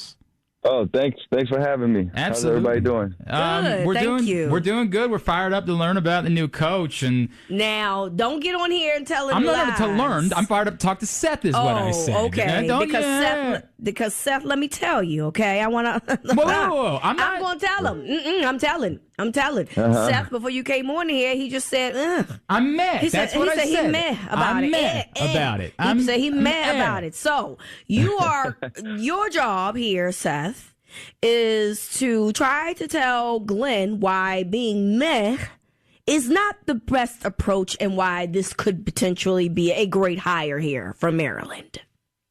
I mean, I don't think getting Buzz Williams is ever meh. He's any program in the country should be grateful to have an opportunity to have him as a head coach. He's won everywhere he's been. He's got a proven track record. He gets the best out of his players and his coaches. You won't find one person to say a bad thing about him because everybody who's been around him knows what type of person he is, and just a hard worker from early morning to early morning. Like, he just doesn't stop.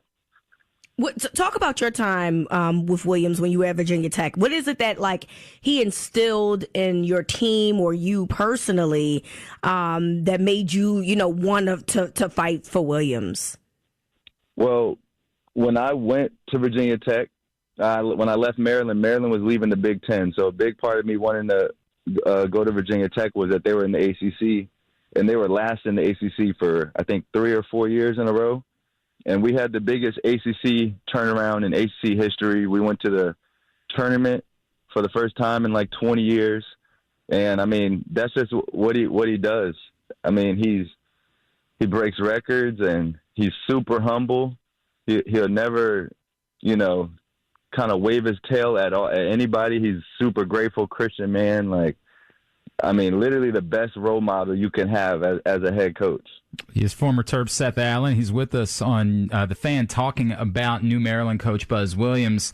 Seth, one thing, you talk about him winning, and a lot of people will point out that, he's been to one Sweet 16 in the last decade. And I think that one was won at Virginia Tech. And the way that I described it before is some people would tell you that going to the Sweet 16 at Virginia Tech at that point was sort of like going to the Final Four anywhere else. Can you speak to how significant it is, knowing what you know, not to disparage Virginia Tech, but knowing that it's not a basketball first place, how significant that job was that he did to get you and to get those guys. I know you didn't get to be a part of that Sweet 16 team, but to get them to back to the tournament and ultimately into the Sweet 16. I mean, that team that he took I played with most of them. That was a really good team. And, he's been to an Elite Eight. He's been to, like you said, a Sweet 16. That team in particular was a bunch of just hard workers. I mean, they had one 5-star on the team, which was Nikhil Alexander-Walker. And other than that, it was just a bunch of put your nose to the ground, hardworking guys. And then that's kind of what he recruits. With this new day and age, with being able to even have better players like Maryland has the accessibilities to do, I mean, sky's the limit for what he's going to be able to do there. And I don't want to, put too high of hopes on him, but I mean, all Maryland fans should be so happy that Buzz Williams is there because, like, he's literally going to give you his all, and he's going to get the best out of the players he gets. I mean, it's that Sweet 16 with Virginia Tech was incredible. I mean, like you said, Virginia Tech's a football school. That's Michael Vick, and it's all football. So for him to kind of somewhat turn the whole thing into a basketball school, now guys wanted to go to Virginia Tech for basketball, that's just what he does. Seth, there are people that would say, hey, he's a Texas guy. He kind of has a Texas mentality. What kind of fit is that in the DMV? And, College Park's not terribly far from Blacksburg, Virginia. Right. Can you give me a sense of how he can be a fit? Like, does his personality and his style play for kids that are from this area? 100%. Because what he has in common with all the DMV guys, like I am myself, is he plays with that. Like, we play with a chip on our shoulder. It's as so many players in the DMV. Every person from the DMV, from the best ones like Kevin Durant or whoever you want to name, everybody plays with that chip on their shoulder. And that's how Buzz is. Buzz started as a manager. He worked his way up to being a assistant, then finally getting a head coaching job. And ever since then, he still has a chip on his shoulder. Like I said before, he's super humble. He knows what he's done in the past, and he knows what he's able to do, but he works like he's still a manager. He coaches, and he walks his day-to-day life like he has a chip on his shoulder. He's up before everybody lifting weights. Anybody who's if you watch his players talk about him at Texas A&M, they're not all from Texas. All those dudes are from everywhere, and they all say the same thing. This dude changed my life. This dude is the best coach I've ever had. This dude, and honestly, he's that type of guy. So I think the fit is for a DMV guy to him is just perfect. Okay. Like the sounds of it. We like the sounds of it. Are you convinced, Glenn? I'm starting.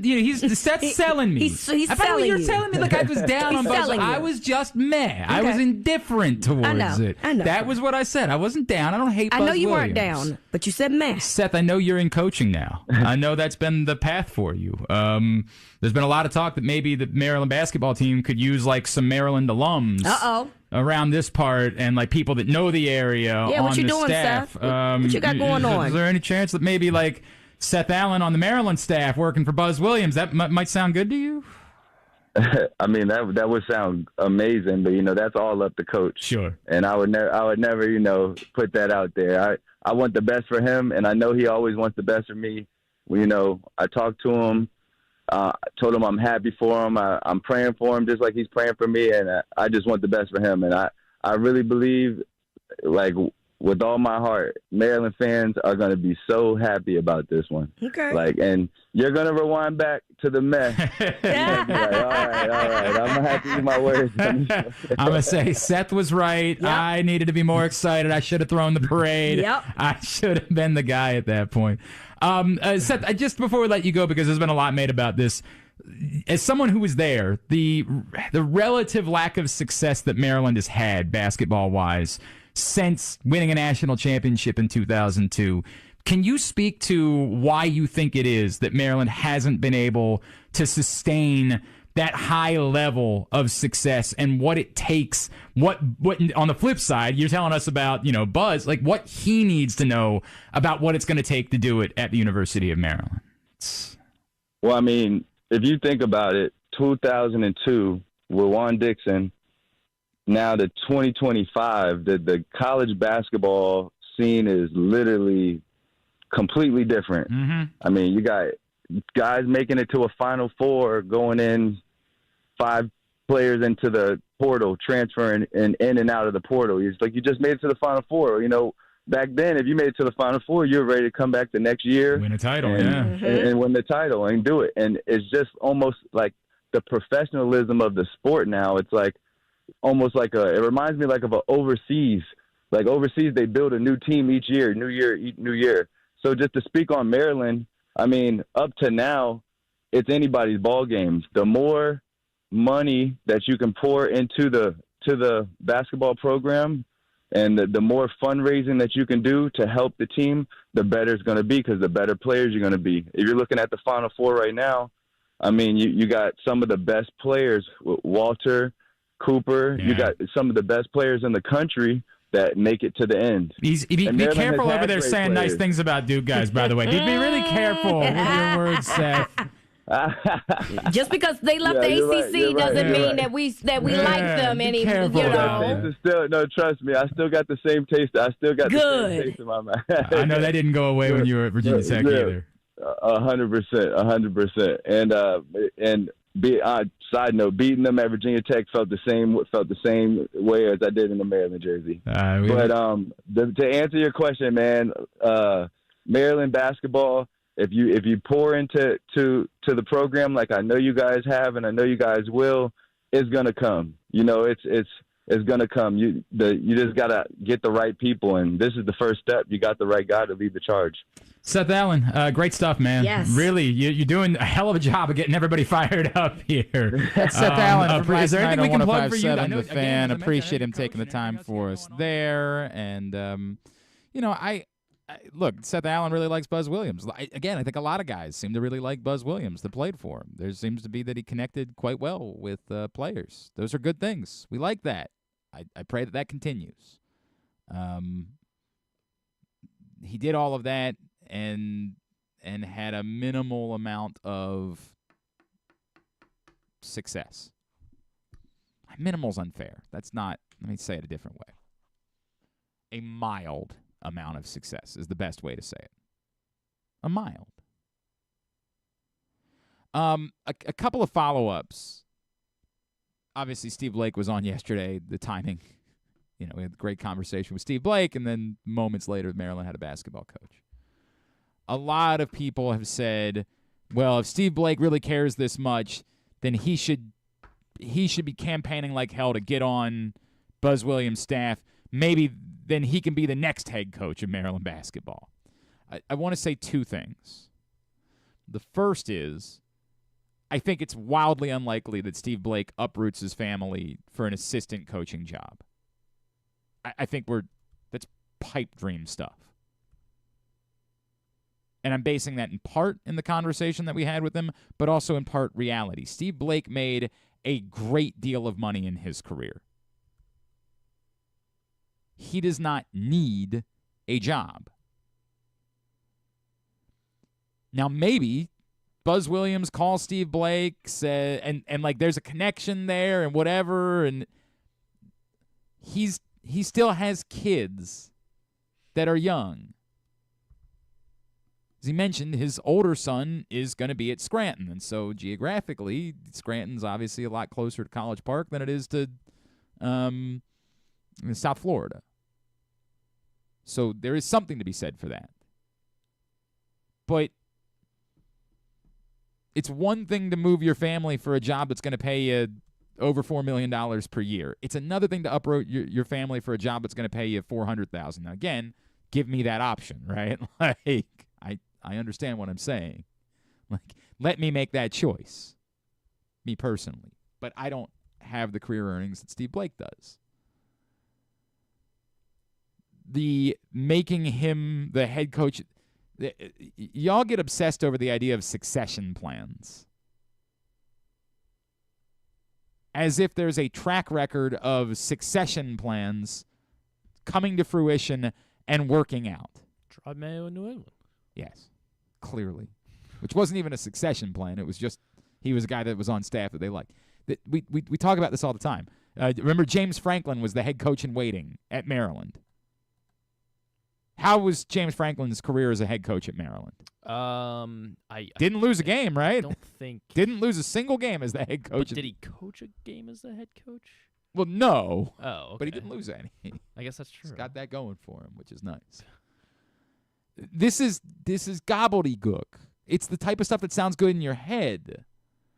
And no matter how many times you say, well, you see how it worked with John Shire at Duke. Right, but John Shire was never the head coach in waiting. John Shire was the next in line of former Duke players who took a job on staff at Duke because they wanted to be a head coach. Steve Wojciechowski, Chris Collins, Tommy Amaker, Johnny Dawkins.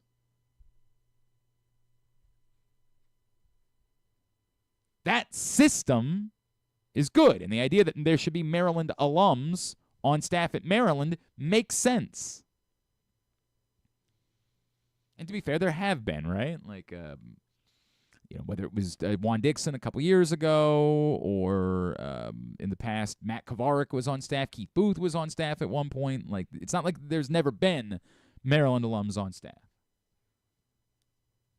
But we create in our minds the idea that Duke created the blueprint. You find this guy and you say he's the next head coach. You think Buzz Williams is interested in somebody telling him this is going to be the next head coach? Do you hear yourself when you're talking? Or read yourself when you're typing? It doesn't work that way. sometimes when a coach recognizes it's going to be their final year, then they want to be the one that chooses their successor. That's the way that it worked at Duke, right? John Shire happened to be the top lieutenant at that point. And so instead of having to, pick his favorites amongst the guys that already left for other jobs, Mike Krzyzewski said, this is my guy. And to be fair, it appears to be working out. But that was when he had 1 year left. And he wanted to do the retirement tour and everybody to tell him how great he was. That's not real. That's just nonsense. Because if you don't tell someone they're going to be the head coach, then they'll take another job if they get the opportunity. There should be a Maryland alum on staff because there should be a Maryland alum on staff, not because there's going to be a succession plan. It's 1 in a million that it works out the way that it did at Duke. But the idea of, well, if Steve Blake really loves Maryland, then he should be an assistant, and he'll know that the next time they need a head coach, he'll be the what? Like, what are you saying? Why do they need a head coach the next time? Like, has Buzz Williams already told them, I'm here for 6 years, this is the 6-year plan, this is the way that it works? And Steve Blake's just supposed to say, well, I'll definitely wait out 6 years to become the head coach? Instead of going and being an assistant, grinding, and then when somebody else offers me a job, I take that? It's nonsense. If Steve Blake really wants to be an assistant basketball coach at the college level, then by all means, put him on staff. But my gut is it's a pipe dream. And anything thinking that you're creating this is the next head coach, it's insanity. There have been reports about Gravis Vasquez, perhaps. As I said yesterday, the disappointment to me was that Steve Blake didn't get a phone call, and I'll stand by that. That's nonsense.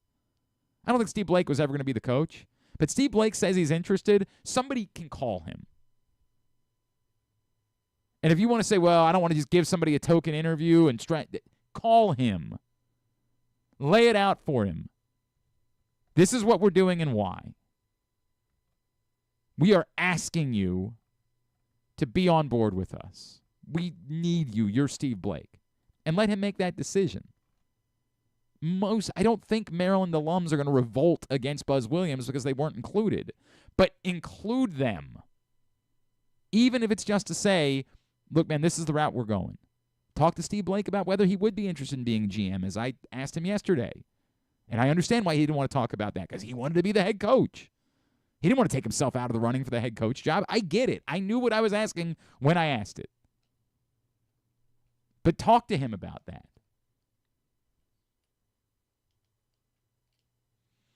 If Gravis Vasquez is interested in me, apparently the rumor was that Gravis Vasquez was like, I might want to be the coach. And by the way,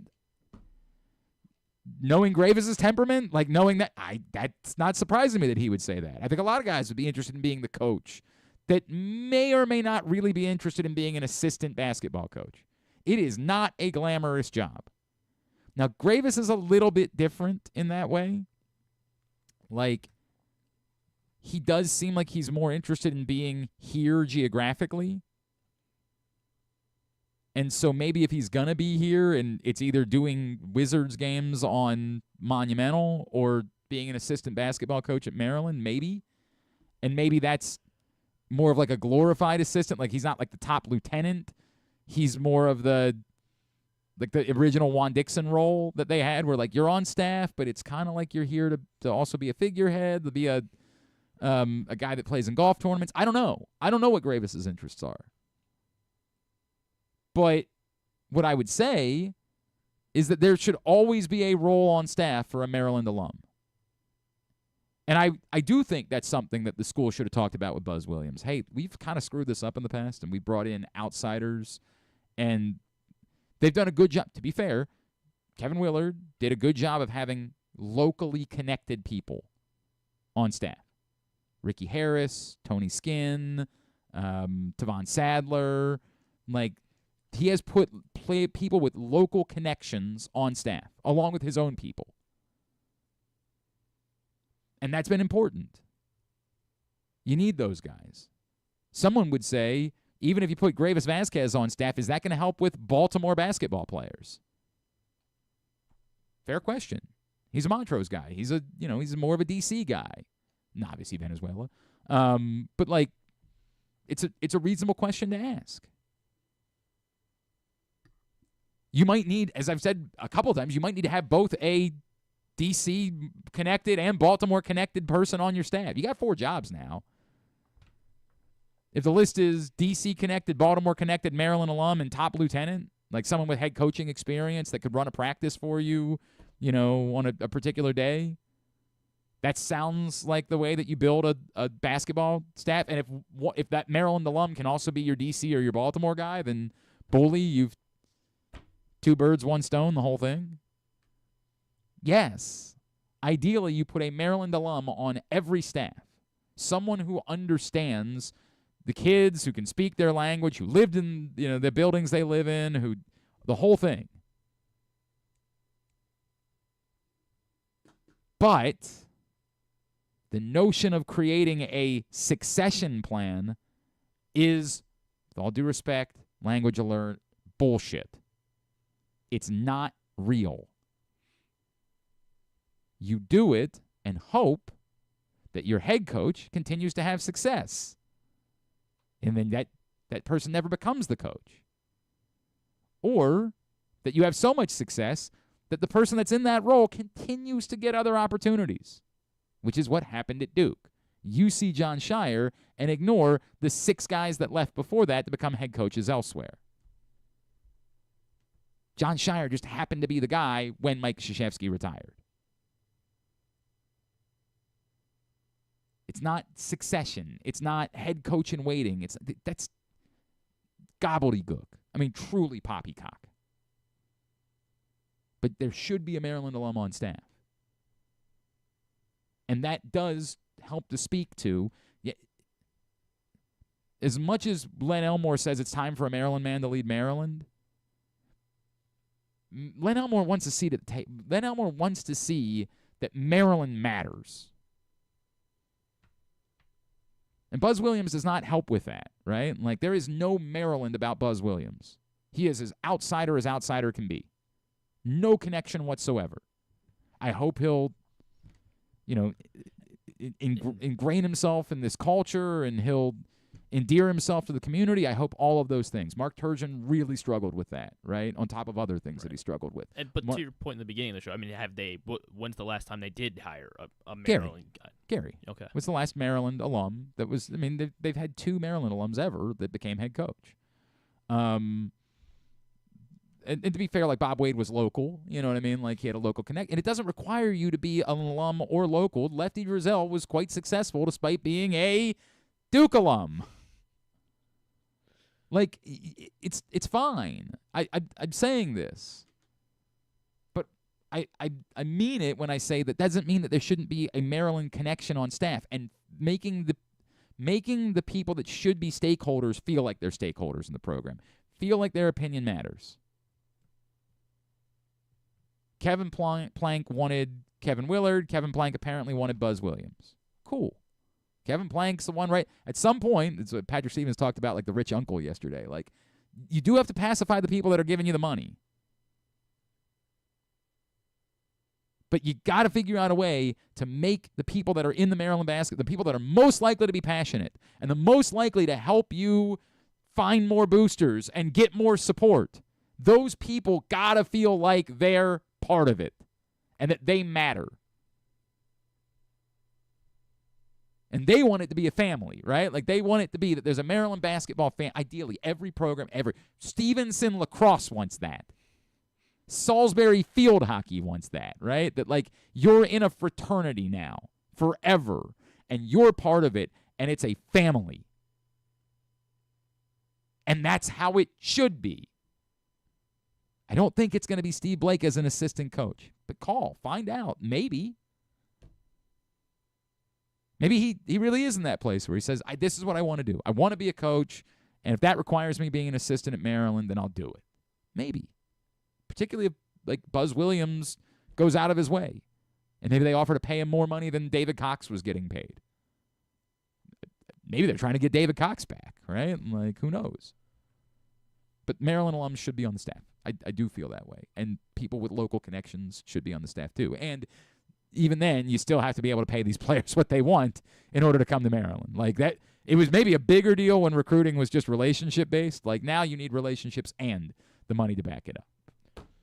When we come back in, we'll find out a little bit more about Buzz Williams from Tony Delk, of course, former Kentucky star, SEC Network analyst. See what was Buzz Williams' deal at Texas A&M? Why is he available? Like, we'll talk about all those things. Tony Delk joins us next. It is a Would You Rather Wednesday edition of Glenn Clark Radio. Treat yourself and taste the Baltimore tradition that is the legendary Costas Inn. Hey, it's Stan the Fan Charles. For over 50 years, the Costas Inn has been a Baltimore original, dishing out their amazingly scrumptious, fat, award-winning crab cakes and steamed crabs. Every season is crab season at Costas, so make your plans now by calling 410-477-1975 and reserve your taste of heaven. Sit back, crack some crabs, and watch the Ravens chase down another title on Costas' 15 TVs. On Monday nights, Costas offers their half-pound jumbo lump crab cake with 2 sides for under $30, and there are nightly specials Monday through Friday. So head on down to the Costas Inn at 4100 North Point Boulevard or visit them at costasinn.com. Make the most out of every day in your Toyota RAV4. Available in hybrid or gas-only models. A RAV4 can get you where you want to go in style. Check out buyatoyota.com for deals on new RAV4s from your local Toyota dealer today. The latest edition of Press Box is available now. On the cover, Glenn Clark and I sit down for a Q&A with Orioles owner David Rubenstein, discussing what he learned from his first year as owner, his goals both on and off the field, and his involvement in baseball decisions. Also inside, Brooks DeBose profiles new Oriole Tyler O'Neill, and we meet college lacrosse players from around the state. Press Box is available for free at over 500 locations throughout the region, including 60 Royal Farm stores. Or you can read the entire issue online at PressBoxOnline.com, where you can also find great betting advice and the best daily coverage of the O's, Ravens, and Terps. Need a trophy or award that's as unique as the achievement? Look no further than Crown Trophy. With locations in Owings Mills and Gaithersburg, they specialize in custom trophies, plaques, and medals for any occasion. From sports and academic awards to employee recognition and corporate gifts, visit crowntrophy.com today and let them help you create a lasting memory for your school, team, or business. Crown Trophy is a proud supporter of the Maryland Public Secondary Schools Athletic Association. crowntrophy.com. One of the things that's definitely wrong with this country is that this dude still has a job somehow, some way. Glenn Clark. All right, back in here on GCR as we continue along on a Wednesday edition of the program. I've got the Would You Rather Wednesday scenarios up on Facebook. I'm trying to get them up. I know it's late. Busy day, a lot going on. It's still my fault. I acknowledge that openly. It's still my fault. But there was a point where we might have even had more going on because there was a point today where we were thinking about broadcasting live from somewhere else. Imagine how what that might have looked like. That sure would have been something. Anyway, I'm getting them up. I promise. We will continue to post those on both Twitter and Blue Sky. Somebody who responds will receive a $30 gift card to Glory Days Grill. Next week, maybe they won't be a new basketball coach on the day that we do it, so it'll be a little bit more normal, perhaps, at that point. All right. Yes, it is as I said, it's a Would You Rather Wednesday edition of the program. Also, looking forward to seeing Stan, Luke, and Ross back in action. They didn't do a show on Monday because it was opening day, but moving forward, they're going to be back on and hosting shows, Facebook.com/PressBoxSports, YouTube.com/PressBoxOnline. Looking forward to that. Their shows, as always, are brought to you by the Costas Inn. All right.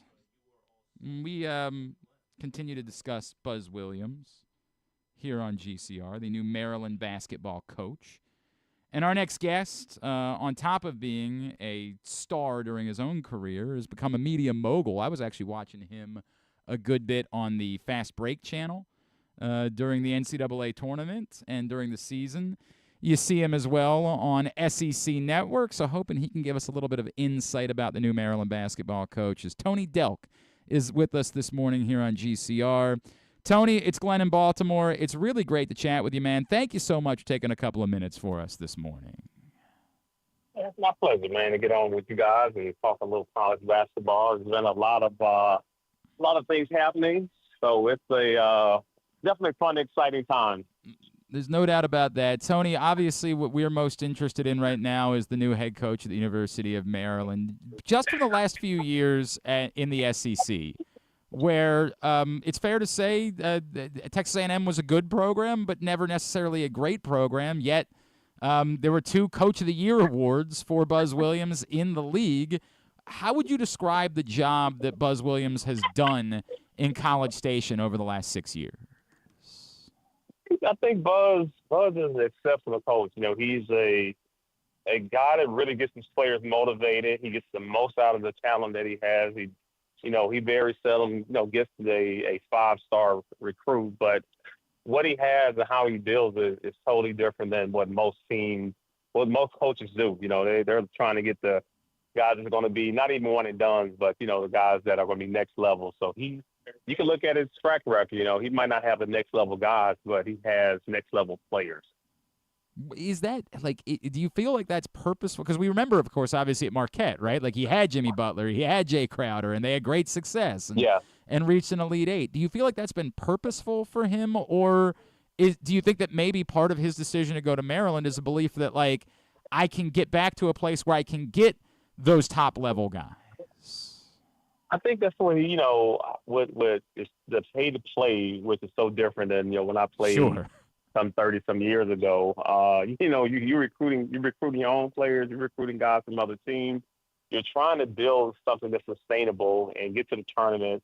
And I don't think there's any, coaches, especially the modern day coaches, are going to be at the university for 10, 15 years. They're not going to be like legendary coaches. The landscape has changed, not only for players, it's also changed for coaches.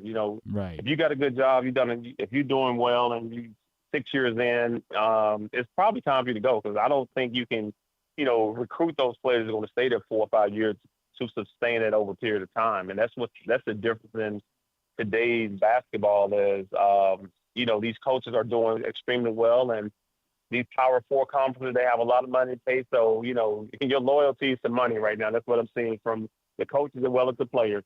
So if we said, hey, the question on Buzz Williams is why hasn't he been a championship caliber coach?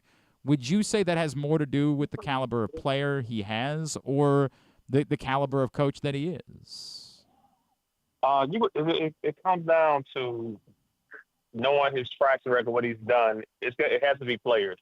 Because he's someone I sat down with many years ago. He probably don't remember the conversation and us being in Vegas when I just got done coaching. I think I just finished playing, and he was sitting there. He asked me to diagram a play for him, and it wasn't like I was auditioning for a job, but when I was talking to him, I could tell he was a basketball savant at that time, and this is what he's done. But it's really going to come down to the talent at the end of the day. You're going to look at the 4 teams that we have remaining in the Final Four, and you're looking at each team having, if not a high-level pro, but, it's going to be a guy that can play in the NBA. And if you don't have 2 or 3 of those guys, when you get to this, Sweet 16, Elite 8, Final Four, the chances of you getting that far, you got to have pros on your roster. And I think he's figured out, if I'm going to keep winning these games and bringing the best talent, drawing the best talent, you got to win, you got to get deep in the tournaments, and then now when you go out and recruit these kids, you got to have a player that you can say, hey, I got this guy to the NBA. That's the selling point. So we're chatting with Tony Delk, SEC Network here on GCR. Tony, it's funny because obviously we used to think of the SEC from a basketball standpoint like it was the Kentucky Invitational, right? Like, this really well. It was that changed. Yeah, it was Kentucky and it was everybody else. And then in the last couple of years, the SEC's now become like the best basketball conference in the country. So I think a lot of people wonder why would you want out at Texas A&M, right? Like why? I'm shocked. Okay, I am. I can't even lie. I was shocked because I feel like this. I know Texas A&M has the money, right? When you can pay a coach off with $70-80 million, and tell him that, hey, you know what? We're going to hire a new coach. They have the money. So I don't know. I just think Maryland probably presented something. I think he had done a great job at Texas A&M, losing players. And you got to look at your roster and say, this roster is not going to be as good as the one I just finished having. And I got to go out and recruit some more players. And like you said, with the conference having so much money, so many good coaches, how many players are you going to say you're going to get to Texas A&M? You're going to need 3 or 4 of those guys. And, with everyone having probably, the same amount of NIL money in the SEC conference, Texas A&M, if I'm coming out, wouldn't be my most desirable school to go to. I guess the concern that we would have would be like, don't you need to do those same things at Maryland at this point, right? Like yeah, I agree. That's funny you say that. It doesn't really change. Tony, I wonder, from a basketball standpoint, right? Like, do you still think Maryland is a place that can be?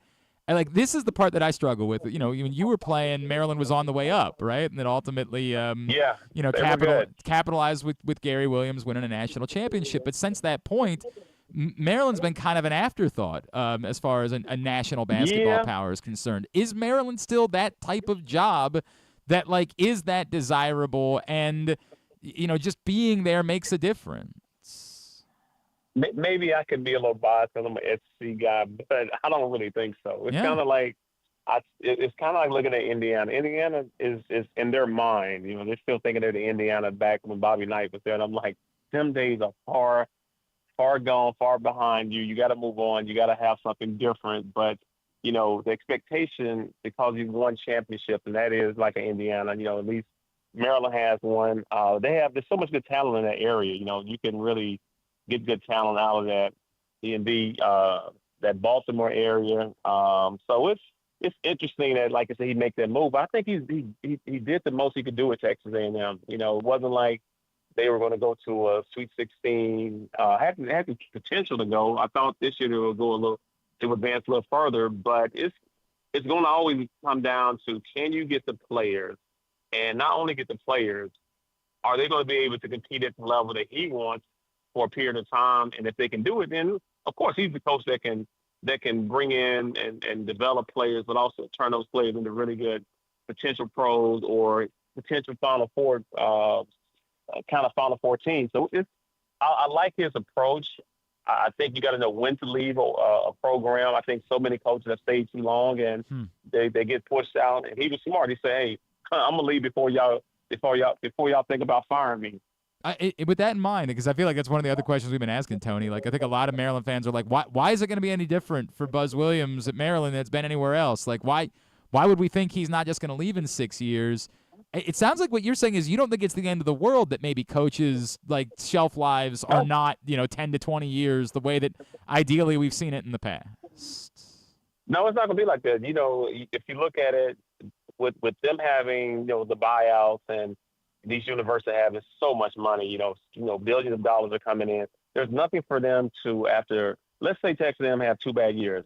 Okay, of course his job is going to be on the line, and he's going to be treading on thin ice. But sometimes you got to leave before you see the writing on the wall. And I think that's what he's doing. And I think more and more coaches are going to do that. I don't think coaches are going to stick around and try to stay somewhere 10 years. Why? There's another coaching job that's available, probably going to pay you more money. And these coaches are just like players. They're free agents now. So I'm not mad at them. Man, I mentioned this yesterday. Like, there was a thought that I had that maybe instead of trying to hire the best coach, you just hire the coach that's most likely to be able to bring 3 players along with them to try to get you back up and running next year, right? Like, I agree. I mean, that's when we said pay to play. I think that's what it is. You gotta like, if a coach has a good program, and that's AAU now. If they have 3 or 4 guys, like, why wouldn't you want to hire that guy? Or why wouldn't you want to bring in that guy who has players with him and has connections to your program? And then you got to, of course, get a good GM. But if the GM is not connected to players, but he's connected to the money, so you got to have a balance between the GM having someone that can fund the money, and then you got to have a connection to the players. So to keep this thing going for 3 or 4 years, because I don't know if it's sustainable until they get a better structure in place for NIL deals. But at the moment is not. And like I said, all these kids are free agents, coaches. They see the money and they see the writing on the wall, and these coaches are getting smarter. Man, this is a fascinating time, dude. It's a really fascinating time for whether or not this works out. Tony, I need your thoughts on how this weekend plays out. As you would imagine, the only thing we really care about around these parts is that it's not Duke on Monday night that's celebrating. Well, What's your gut tell you? Well, me being a Kentucky guy, I'm like you. I was talking to a North Carolina guy, and I asked him the same thing. I said, listen, it's not about who we don't want to win. I said, but who's the best team? I think Duke is the best team. They played the best basketball, and I hate to say it. I think if they're not cutting out the nets, I'd be shocked. It would take a great shooting game by Houston to beat them, because what Duke does, they play good defense. They got multiple scores. They long and athletic, and I think Florida, even if they were to beat Auburn, I don't think Florida's going to be good enough to beat Duke. And I do have Florida picked in my bracket, but as I watch Duke play, I think Duke is the best team. Man, we don't like that. And it pains me to say that. we like nothing about that, man. That is awful to us. Tony, I really enjoyed you guys. This is not a bit. I spent the majority of the first weekend of the tournament hanging out with you guys on Fast Break. I really loved it. It was good, man. We had a good time. Great time. And Josh and obviously Randolph, who we still have some awkward feelings about from his time at Wake Forest, but then he came on with us last week and said, "Go Terps," and I was like, "What the hell? What just happened here?"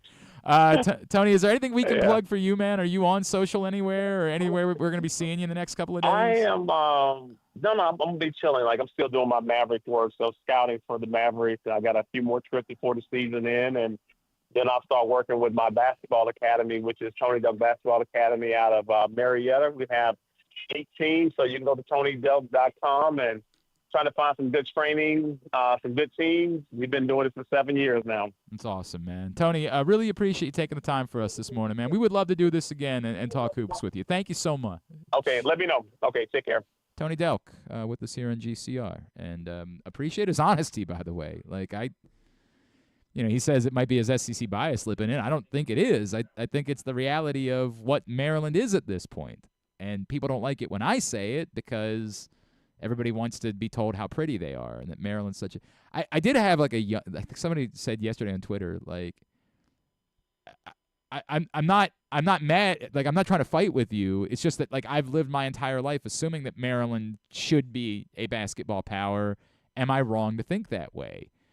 And I just said back, I know why you feel that way. I'm asking you what of the last 20 years has continued to give you that belief. A lot of people use the word sleeping giant, but as Tony Delk just pointed out about Indiana, how long can someone be asleep before we say that they're not really a giant anymore? They're just asleep. And inherently, Maryland, I don't think, has the same advantage. In Indiana, basketball really is life, right?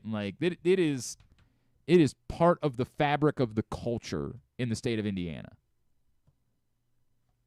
And, hoops is popular in this area. It's more of a niche. I don't want. Yeah, it's not niche. It's the way we are about everything. Nothing is life here. Nothing is for some people it is, and then for some people, it's correct. lacrosse, and for other people it's football. Correct. And it's one of the things that we do. And yes, the D.C. area and Baltimore area have both produced significantly good basketball players over the years. There's no doubt about that. And probably don't get enough recognition within basketball circles. But is it part? We are not. Our inclination is not. In Indiana, high school basketball matters. It's not the same way here. I'm not asking, but anybody in the state could name any one basketball player at the high school level in the Baltimore metro region from this past season. We know when they're guys that are committed to Maryland. When Darryl Morcell committed to Maryland, we then were interested in Mount St. Joe, right? Like when Jalen Smith committed, we were very interested in Mount St. Joe. When, Juju Reese was headed to Maryland, we were interested. Sean Mosley years before that, Nick Faust. Then we're interested. We were interested in Emmanuel quickly because we were to understand he was a, next level type of local basketball player. Carmelo Anthony once upon a time. Tamir Goodman. But short of that, we're not invested in high school basketball. We're just not. It's not the same thing here. And that's okay. They're obsessed with it in Indiana, and what has that program had to show for it in over 2 decades? We're not even talking about, we're saying 2 decades for Maryland. Indiana got to the championship game that year, right? They haven't won a championship in 4 decades. They had Victor Oladipo. They did. They did have Victor Oladipo. You're right about that. And who is the other guy? Yogi Ferrell was a nice player for a minute.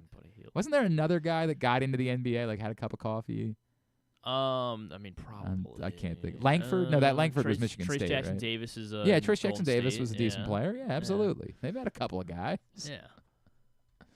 Yeah. As I keep saying, when Maryland basketball, who still hasn't opened their indoor practice facility, when they do, they will become the second to last program of any in the country at the power conference level to open a basketball practice facility. What evidence do I have that Maryland is a top-notch basketball program? So when Tony Delk says, I got to be honest with you, I don't understand why he's leaving Texas A&M. I think a lot of us. My buddy Mike Francis, who was the longtime coach at Meade, messaged me that last night. I'm skeptical about this. I'm skeptical that this is nothing other than an escape for Buzz Williams, that this is not a good hire, that this is just, dude, I was going to be in trouble at Texas A&M, and I needed a parachute, and this provided me a parachute. Which doesn't, even if that's true, doesn't mean that it couldn't still work. Some guys don't work at certain places and work at other places. I think a lot of Maryland fans would have liked to have had Richard Pitino as their head coach. And Richard Pitino failed in the Big Ten once. And yet, we'd still be interested in him. Buzz Williams was certainly better in his stops than Richard Pitino was in his only, high major stop. All of it can be true.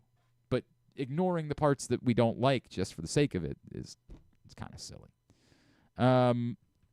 We'll make Would You Rather Wednesday social only because I do want to try to watch some of the press conference today. So, all due respect. We'll just go to the scenarios are up at Glenn Clark Radio on Twitter, Facebook.com/Glenn Clark Radio, Glenn Clark Radio on Blue Sky. Get your responses in. Someone's going to win that $30 gift card to Glory Days Grill. And if you're not familiar, I'm very angry that the Hartford Yard Goats thing was a April Fool's prank and not real. Why would you not do that? What They were doing a hot dog submerged in goat's milk. That was they suggested that was going to be a thing. Why would they not? Why would they do that? Why would they do that? Because they're the Yard Goats. Yeah, it's a good bit. It's kind of gross. I understand that, but that's this is what we do now. They did a cheesesteak milkshake. Who's doing that? Miami. No, we still have to wait. I think it's almost more likely than not to be Proctor. That's great news. That is. I didn't think I was going to get good news today, but you've just given me good news. This is none of these things are good. All these food stuffs that people they say, oh, look at this. The Chicago White Sox just have a bunch of gloop in a milkshake. It's not good. It's just gloop that they're calling a milkshake. And we're dolts, so we'll say when we go to a Chicago White Sox game, we've got it. This gets all the traction on social media. Here's a milkshake that also has birthday cake and sprinkles and then a waffle and then ice cream. And it's just goo. It's not good. No one actually would want this. But when we put it on social media, we're like, well, I think I got to try that. That's the Yard Goats should 1,000% do this. Because somebody would go to the ballpark and say, hot dog and goat's milk, huh? I'll take that challenge. You're going to do the stupid 9 for 999. That's not stupid, though. It's incredibly stupid. No, it's not. It's not fun. something anybody should do. It's fun. No. You shouldn't do it. Yeah. I definitely should not be you're right. doing it. You shouldn't do it. 9 hot dogs and 9 beers. I should probably be during doing the it course once a of week, honestly. No, you definitely should not be doing that. We all do dumb things. The Hartford yard codes are stupid for putting that out there and then not making it available at the ballpark. That's dumb. Not because it's going to become a popular item, because it becomes a thing that people will go do and put on social media, and it will get people to the Hartford Yard Goats games to just eat the stupid hot dog dunked in goat's milk. Go play Would You Rather Wednesday is my point. You got a tidbit for us? Tidbit's brought to you by the print issue of Press Box, which is still available right now for a couple more days. Your neighborhood Royal Farms, any of the hundreds of locations around town where you find it. David Rubenstein on the cover. That was probably stuff that happened. Oh yeah, did you watch any of that? Now my thing's lagging. Jokic did. He had a 60-point game, but they lost, right? They did lose. Well, Russell Westbrook lost it for him.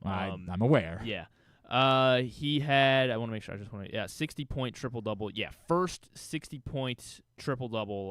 Or is it the first? I don't know. 61 points. That's the most points ever in a triple double in NBA history. So yeah, congratulations to Jokic, I guess. Maybe congratulations. I guess he probably doesn't care because he wanted to win. And just want to make sure I got them all in order. Yeah, the Dodgers. They get another win. They improved to 7-0 now after I guess kind of a comeback. I don't know. They were losing 1-0 through the first 6 innings, and then Mookie Betts hit a home run, and of course they win again. So 7-0, the best start by a defending World Series champion in MLB history. Also the second best start, or the third best start, in Dodgers franchise history. Actually, it was the best start in LA Dodgers history. The previous better ones are that they're claiming were Brooklyn Dodgers to do it. I mean, there is the non-zero that they're going 162-0. Yeah, that's like Joe Davis and Orel Hershiser keep talking about it on. Like we can't. Dave Roberts keeps saying I'm going to take the under guys, but yeah, I mean we keep saying this all, but like it's non-zero. I'm not telling you it's a 1% chance. I'm just saying the number isn't 0. Go ahead. Eugenio Suarez hit a home run again last night, which was pretty cool because the Yankees were up in the 8th inning, and then he hit a grand slam to put the D-backs do on like top. that. So that was fun. That. I think that was the Yankees' first loss of the season, so that was good to see. Thank you. He becomes the third player since 1900 to hit his first 5 hits of the season, all home runs for Eugenio Suarez. Third player to do that. The other two, of course. Yes, sure. In 2021 with so the Pirates. Sure I'm going to get this. With the Pirates in 2021. 2021 in the Pirates was O'Neal Cruz. No, it was Rodolfo Castro. Oh, that was going to be my next I guess. don't think O'Neal Cruz was up. I don't know, man. And then in 1992 with the Detroit Tigers. 1992. Cecil Fielder. No, not Cecil Fielder. Alan Trammell. No. Lou Whitaker. Bob Hamlin. I'll let you just keep going if you want. Dean Palmer. Travis Fryman. No. Mickey Tettleton. No. Yeah, Rob Deere. Rob Deere, correct. Yeah. You know your 92 Detroit Tigers. I don't know if all those guys were on the 92 team, but they're all somewhere around there. They were the Detroit Tigers. Was it Maglio Ordonez? Yeah. No, he definitely was not 92. That was Rob Deere and Rodolfo Castro, the only other players. I don't know my Tigers. Let's see how many of those guys were on the 92 Tigers. Let's see. And then the other one that happened over the weekend was. Oh my God, we're still going. I wanted to watch the. It's not happening now. Nothing matters. Go ahead. Okay. Brandon Hyde moved into sole possession of later. 4th place in Orioles history with 408 managerial wins. Wow. That was over the weekend. He picked up another one on Monday, so I think he's up to 409. With the 3 guys. Who did I get? Travis Fryman was on the roster. Cecil Fielder was on the roster. Mickey Tettleton was on the roster. Alan Trammell, Lou Whitaker. Oh, I said Hamlin. Hamlin was a Royal. I don't know if he was ever a Tiger. I did pretty well. And guessing 92 Tigers. Oh, good job. Yeah. Name managers with more. Dean Palmer was not. More Orioles managers with more wins than Brandon Hyde. 3 of them. Well, Earl Weaver, Buck Showalter, 2 that are definitely above there. Absolutely. And then the question is, who's the third? How many did Earl Weaver win? I don't know. 1,500. Well, that was pretty good. 1480. Yeah. The third is Buck won 669 for the record. God. So the options would be Frank wasn't manager very long. I don't think that's possible. Cal Sr. wasn't very long. Johnny Oates. maybe Johnny Oates. Joe Altobelli wasn't very long. Peter. That's the thing. I'm realizing looking at the list, it's like. Yeah, that's why Brandon Hyde's able to get them, because you're like, most of these guys did not. Hank Bauer, that's the only other one that, like, man. I'm between Johnny Oates and Hank Bauer. Or Paul Richards. Crap.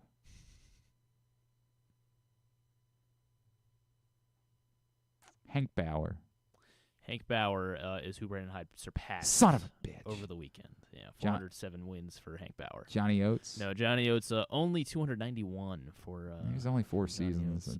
Whatever. Hyder's up to 409 years. now. So then Paul Richards. Paul Richards is third, 517 wins for Paul Richards. So hopefully Hyde catches him this season. That'd be pretty cool. That'd be great. That'd be great. I hope that's the case. God, after that, like, it could be anybody, by the way. Like, Johnny after Oates, that, it could be. Then Mike Hargrove. Mike Hargrove, who never won anything. Was here for a sneeze. He's here from 2000 2003. Didn't win a damn thing. He won 275 games. What are you talking about? Yeah, thank you. Won 275 times. I mean, like, if you told me that Phil Regan was on this list after that, I don't know what the top 10 would be, or whatever. We're not doing that. Yeah, Frank Robinson then would be after Hargrove. Okay. And the problem is I'm looking at Baseball Reference, so we have to, like, whittle out the St. Louis Browns. That's so annoying. Yeah. It's even more annoying on the grid. Joe Altobelli would be next, 212. Joe Altobelli. I mean, obviously 83. They were very good then. All right, let's get tubular. Nice. I forgot I reset. Professional. This is what you get here. I mean, you can't be surprised. Here's tubular. Have you ever thought of taking a cruise to these wonderful destinations with sunny skies and beautiful beaches? Well, wait no longer. We're ready for you to cruise from the Cruise Maryland Terminal. Have a little phrase that you can go from baggage to margarita in about 15 minutes. Choose fun with an array of destinations, onboard activities, entertainment, and world-class cuisine. Contact your travel agent and book your cruise today. Let your adventure begin.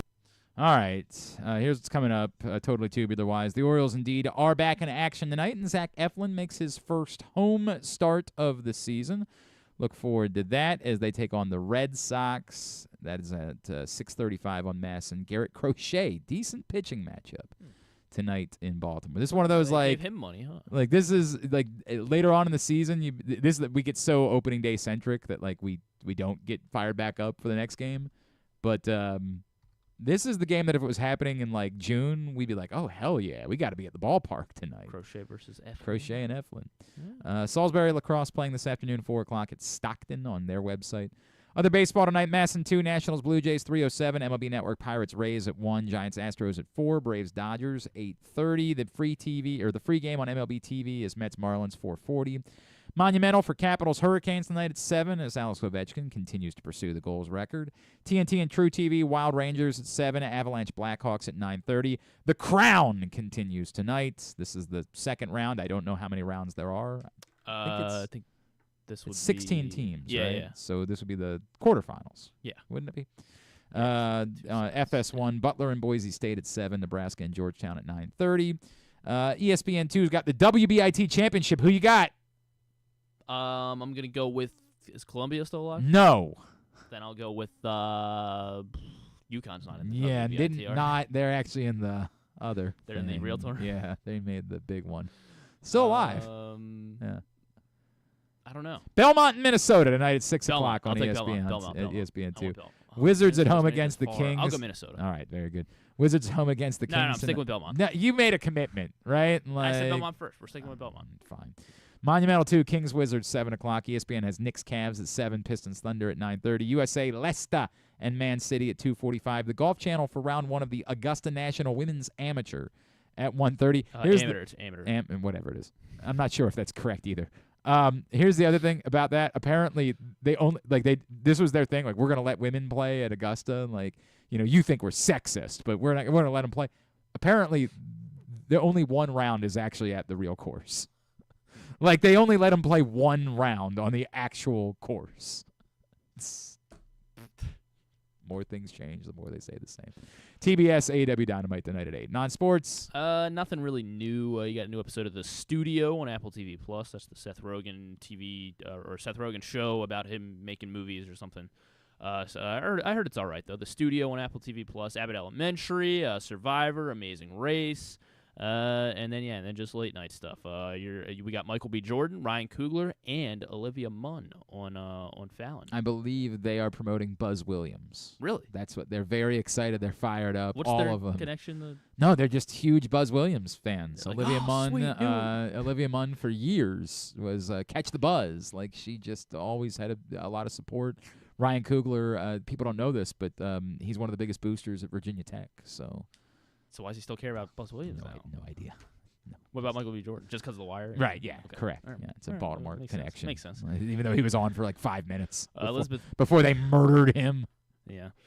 I can't believe they did that. I mean, it was one of the more devastating scenes in television history. Elizabeth Moss and Adam Devine on Kimmel. They are promoting Ryan Coogler's movie with Michael B. Jordan. I don't even remember what it's called. What's it called? Sinners. They're promoting Sinners. Gotcha. actually. So Michael B. Jordan, Ryan Coogler. Yeah, they're not even going to mention. They're just plugging Buzz Williams. They're there to honor and lift up Buzz Williams. And Actually, then I think this is an Adam interesting- I like Devine, it. who you would think would want to talk about Righteous Gemstones.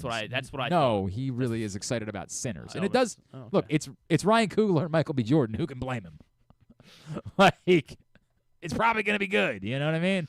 All right, very good. Thanks today to Tony Delk. Thanks also to Mike DeCourcy, Steve Johnson. We'll get all that up in the greatest hits section of the Can You Take Me High? tab at GlennClarkRadio.com. Tomorrow, anything? Adam Klarick will join us. Yeah, we'll talk to Adam Klarick, who just announced his retirement from baseball. Catonsville native, good guy, won a World Series. Well, Oh, you're going to say that to him? You should. I don't know how we'll deal with it in some way with the Dodgers. Stuff and things. How's that Mickey Mouse ring fit, got huh? got some Is that more. what you're gonna say? I don't think I'll say it like that. We'll do some more reaction fallout from Buzz Williams. Do all that in the program tomorrow. Thanks to everybody at PressBox, all of our great sponsors and partners, including Live Casino and Hotel, Cruise Maryland, Crown Trophy, Easy Pass, Baltimore's Classic 5 golf courses, HelpMyGamblingProblem.org, the Casa Sin, Maryland Sports, your local Toyota dealer, buyatoyota.com. Thanks to Griffin at Griffin_Bass.